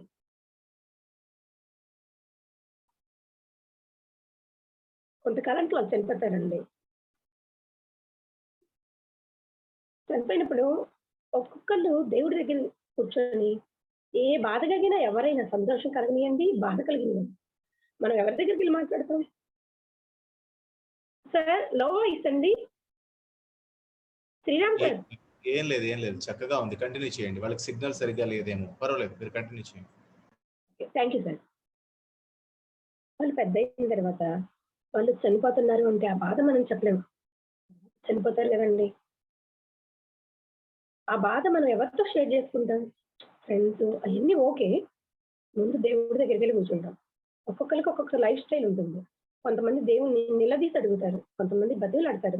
కొంతమంది ఎందుకయ్యా ఇలా చేశావని చాలా వినయంగా అడుగుతారు. ఇలా అంతా ఒక్కొక్కళ్ళు ఒక్కొక్క లైఫ్ స్టైల్‌లో ఎందుకలా జేస్తున్నారు? ఎందుకంటే దేవుడు మనల్ని తిరిగి క్వెషన్ ఎయ్యడు. ఎందుకమ్మా, అందుకమ్మా అని చెప్పరు. కాబట్టి దేవుడి దగ్గరికెళ్ళి ఒక్కొక్కళ్ళు ఒక్కొక్క లైఫ్ స్టైల్‌లో మన స్టైల్‌లో అడుగుతాం. కానీ దేవుడు ఎప్పుడు మనకు అన్యాయం చేయడండి. మా నాయనమ్మ తాతయ్య చనిపోయినా కూడా వాళ్ళు మన పిల్లల రూపంలో, మన పిల్లల రూపంలో మన ఫ్యామిలీలోకి వస్తారు. మనం దేవుని అడుగుతాం కదా, స్వామి ఎందుకు మమ్మల్ని ఒంటరిగా పుట్టించావు, ఇన్ని బంధాలు ఇచ్చావు, మళ్ళీ మీరే ఇన్ని బంధాలు దూరం చేస్తున్నావు, మేము మీకు ఏ అన్యాయం చేశామని. మన దేవుని మనస్ఫూర్తిగా మాకు మా నాయనమ్మ తాతయ్య కావాలని కూడా, వాళ్ళు బతకరు మళ్ళీ తిరిగి రారని తెలుసు. ఆ బాధలో ఏంటి అడుగుతాం కదండి దేవుణ్ణి, నాకు మా నాయనమ్మ కావాలి, మా తాతయ్య కావాలి, మన ఫ్యామిలీలో ఎవరినైనా మిస్ అయితే మాకు వాళ్ళకి కావాలి అని దేవుడు మనకి ఇస్తాడండి. అవి ఎలా అంటే మన పిల్లల రూపంలో ఇప్పుడు మన బాబు ఉన్నాడండి, మనం నిద్రపోతుంటే మనం అనుకుంటాం, ఏమంటే చూసారా సేమ్ మన మావయ్య గారి లాగే నిద్రపోతున్నాడు, ఆ స్టైల్ అదే కదా అని. మన పాప ఉంది, తను పని చేస్తుంది ఏదో ఒకటి, చిన్నప్పుడే ఏదో చిన్న పని, ఆ నీట్నెస్ చూసారా మన నాయనమ్మదే. ఇంకా నడక, ఆ నడక చూసారా మా తమ్ముడిదే కదండి సేమ్. అలా ప్రతిదీ కూడా మనం ఏమనుకుంటాం అవి మన వాళ్ళ జీన్స్ అని. కాదండి, మనం దేవుని కోరుకుంటాం కదా మాకు వాళ్ళు కావాలి అని, ఆ దేవుడు మనస్ఫూర్తిగా వింటాడండి, మనకి మళ్ళీ వాళ్ళని ప్రసాదిస్తాడు. ఎందుకంటే వాళ్ళు మన మీద చూపించిన ప్రేమ మళ్ళీ వాళ్ళు పొందాలి. వాళ్ళు మనల్ని పెంచిన పెంపకంలో ఉన్న లక్షణాలు అంటే మంచి లక్షణాలన్నీ వాళ్ళు మళ్ళీ చూడాలనుకొని వాళ్ళు మళ్ళీ మనకి మన పిల్లలకి ఏదో ఒక రూపంలో పుట్టి వాళ్ళు ఇవన్నీ అనుభవిస్తారండి. అందుకని మనం మన ఫ్యామిలీలో ఎవరైనా మిస్ అయ్యాము అనుకున్నా వాళ్ళు మన ఫ్యామిలీ మళ్ళీ ఏదో ఒక రిలేషన్ వల్ల మన ఫ్యామిలీలోకి వస్తారని మనస్ఫూర్తిగా నేను నమ్ముకుంటున్నానండి. ఇందులో ఏదైనా మీకు తప్పనిపించినా నన్ను క్షమించండి. నాకు ఈ అవకాశాన్ని ఇచ్చిన Sriram sir, Vishwa ma'am, Eshwar sir, impact Gampa Nageswararao గారు, అందరికీ నమస్కారం, ధన్యవాదాలు. థ్యాంక్ యూ కోమలవల్లి గారు, థ్యాంక్ యూ సో మచ్ అండి. సో యా ఫ్రెండ్స్, కోమలవల్లి గారిది ఎందుకు హ్యూమన్ రిలేషన్స్ లో మేము పెట్టామంటే, నా వాయిస్ ఆడిబుల్ కదా, క్లియర్ గా వినిపిస్తుంది కదా? ఎందుకు పెట్టాము, ఎందుకు ఆవిడ అంత ఎమోషనల్ అయ్యారు ఈ రిలేషన్స్ గురించి చెప్తూ అంటే, ఆవిడ చిన్న వయసులో ఉన్న తన తమ్ముడిని కోల్పోయారు, అంటే యుక్త వయసులో ఉన్న తన తమ్ముడిని కోల్పోయారు, ఆమెకు ఎంతో ఇష్టమైన తమ్ముడిని ఆమె కోల్పోయారు. అందుకే వాటి గురించి చెప్తూ ఆవిడంత ఎమోషనల్ అవుతారు. సో ఎప్పుడైతే మనం మనకు కావాల్సిన ఒక రిలేషన్, ఒక వ్యక్తిలో కోల్పోతామో, అప్పుడు ఆ రిలేషన్ యొక్క ఇంపార్టెన్స్ అండ్ ఆ రిలేషన్ యొక్క గొప్పతనం డబుల్ త్రిబుల్ గా కనిపిస్తుంది. వాళ్ళు ఉన్నంత వరకు వాళ్ళ వాల్యూ మనకు తెలియదు, వాళ్ళు వెళ్ళిపోయిన మరో క్షణం నుంచి ఇది డబుల్ ట్రిపుల్ అలా అవుతూనే ఉంటుంది. ఎందుకంటే మన లైఫ్ లో మూమెంట్స్ ఏవైతే మనకి ఇచ్చి వెళ్ళిపోయారో అవి మళ్ళీ మళ్ళీ రిపీట్ అవ్వు అనమాట. అవి ఆ మూమెంట్ రాగానే వాళ్ళు అక్కడ లేకపోయేసరికి అక్కడ ఖాళీ కనిపిస్తుంటుంది, ఆ ఖాళీని వాళ్ళు ఇంకెవరు భర్తీ చేయలేకపోతుంది. సో కాబట్టి ఉన్నంత వరకు చక్కటి హ్యూమన్ రిలేషన్స్ ని మనం నెరపుకోవాలని చెప్పడం కోసం ఈ 2 సెషన్స్. మొదటి సెషన్ లో సుభాన్వి గారు మనకి ఎలా ఉండాలి, ఎలా ఉండకూడదని చెప్తే, ఎలా ఉంటే మనం చక్కటి మానవ సంబంధాల్లో హాయిగా జీవించగలం అనేది కోమలవల్లి గారు మీకు చెప్పారు. ఈ సెషన్ లో మీకు యాక్చువల్ గా మేమేదో సూక్తి ముక్తావళి వినిపించాలనో మీకు తెలియని విషయాలు చెప్పాలనో కాదు, కాకపోతే హ్యూమన్ వాల్యూస్ పడిపోతున్నాయి అన్నది మీ అందరికీ తెలుసు. మనలో ఎక్కడో ఒక చోట మిగిలిపోయిన ఆ హ్యూమన్ వాల్యూస్ ని ఇగ్నైట్ చేసి మరి కాస్త ఈ హ్యూమన్ రిలేషన్స్ ని బలపరచుకోవడం అనే ఉద్దేశంతో మాత్రమే ఈ సెషన్ ఇక్కడ తీసుకున్నాం. దీన్ని మీరందరూ సహృదయంతో యాక్సెప్ట్ చేస్తారని నమ్ముతున్నాం. ఏమైనా క్వశ్చన్స్ ఉంటే టకటకా తీసుకుంటాము, ఎందుకంటే 2-3 క్వశ్చన్స్ కన్నా ఎక్కువ యాక్సెప్ట్ చేయలేము, టైం చాలా అయిపోయింది. ఎవరికైనా క్వశ్చన్స్ ఉంటే హ్యాండ్ రైజ్ చేయండి, లేదంటే రేపు మళ్ళీ కలుద్దాం, జై హింద్ జై భారత్ చెప్పేసుకుందాం. ఎవరైనా క్వశ్చన్స్ ఉంటే హ్యాండ్ రైజ్ చేయండి. అండ్ అసైన్మెంట్స్ పోస్ట్ చేస్తాం ఇప్పటి నుంచి, అసైన్మెంట్స్ మీరు చేయడానికి రెడీ అయిపోండి. మీ ఫీడ్బ్యాక్ ని, ఈ 2 సెషన్స్ పైన ఫీడ్బ్యాక్ ని మీ గ్రూప్స్ లో ఆడియో మెసేజ్ రూపంలో పెట్టడానికి ప్రయత్నించండి. ఫస్ట్ ప్రియారిటీ అదే. తర్వాత ఇంకా ఆడియో మెసేజ్లు రాకుండా ఇంకా టైప్ చేస్తామంటే వేస్ట్. మీరు ఇప్పుడు టైపింగ్ ఆర్టిస్టులు కాదు, మీరు టైపిస్టులు కాదు, మీరు ఎఫెక్టివ్ పబ్లిక్ స్పీకర్స్ అంటే మాట్లాడాలి. సో ఆడియో మెసేజ్ రూపంలో మీ ఫీడ్బ్యాక్ ని మీ గ్రూప్ లో పంపించండి. సో క్వశ్చన్స్ ఏవి లేవని అనుకుంటున్నాను. Very nice, thank you so much Subhanvi garu, thank you so much Komalavalli garu, and thanks to Ramesh గారు. మీ అందరికీ అన్మ్యూట్ చేసే అవకాశం ఇస్తున్నాం. మీరందరూ ఏం చెప్పాలో మీకు తెలుసు, చెప్పేసుకొని వెళ్ళిపోవాలి. జై హింద్, జై భారత్. జై హింద్, జై హింద్, జై భారత్, వందే మాతరం. జై హింద్, జై భారత్, వందే మాతరం. జై హింద్, జై భారత్, వందే మాతరం. వందే మాతరం.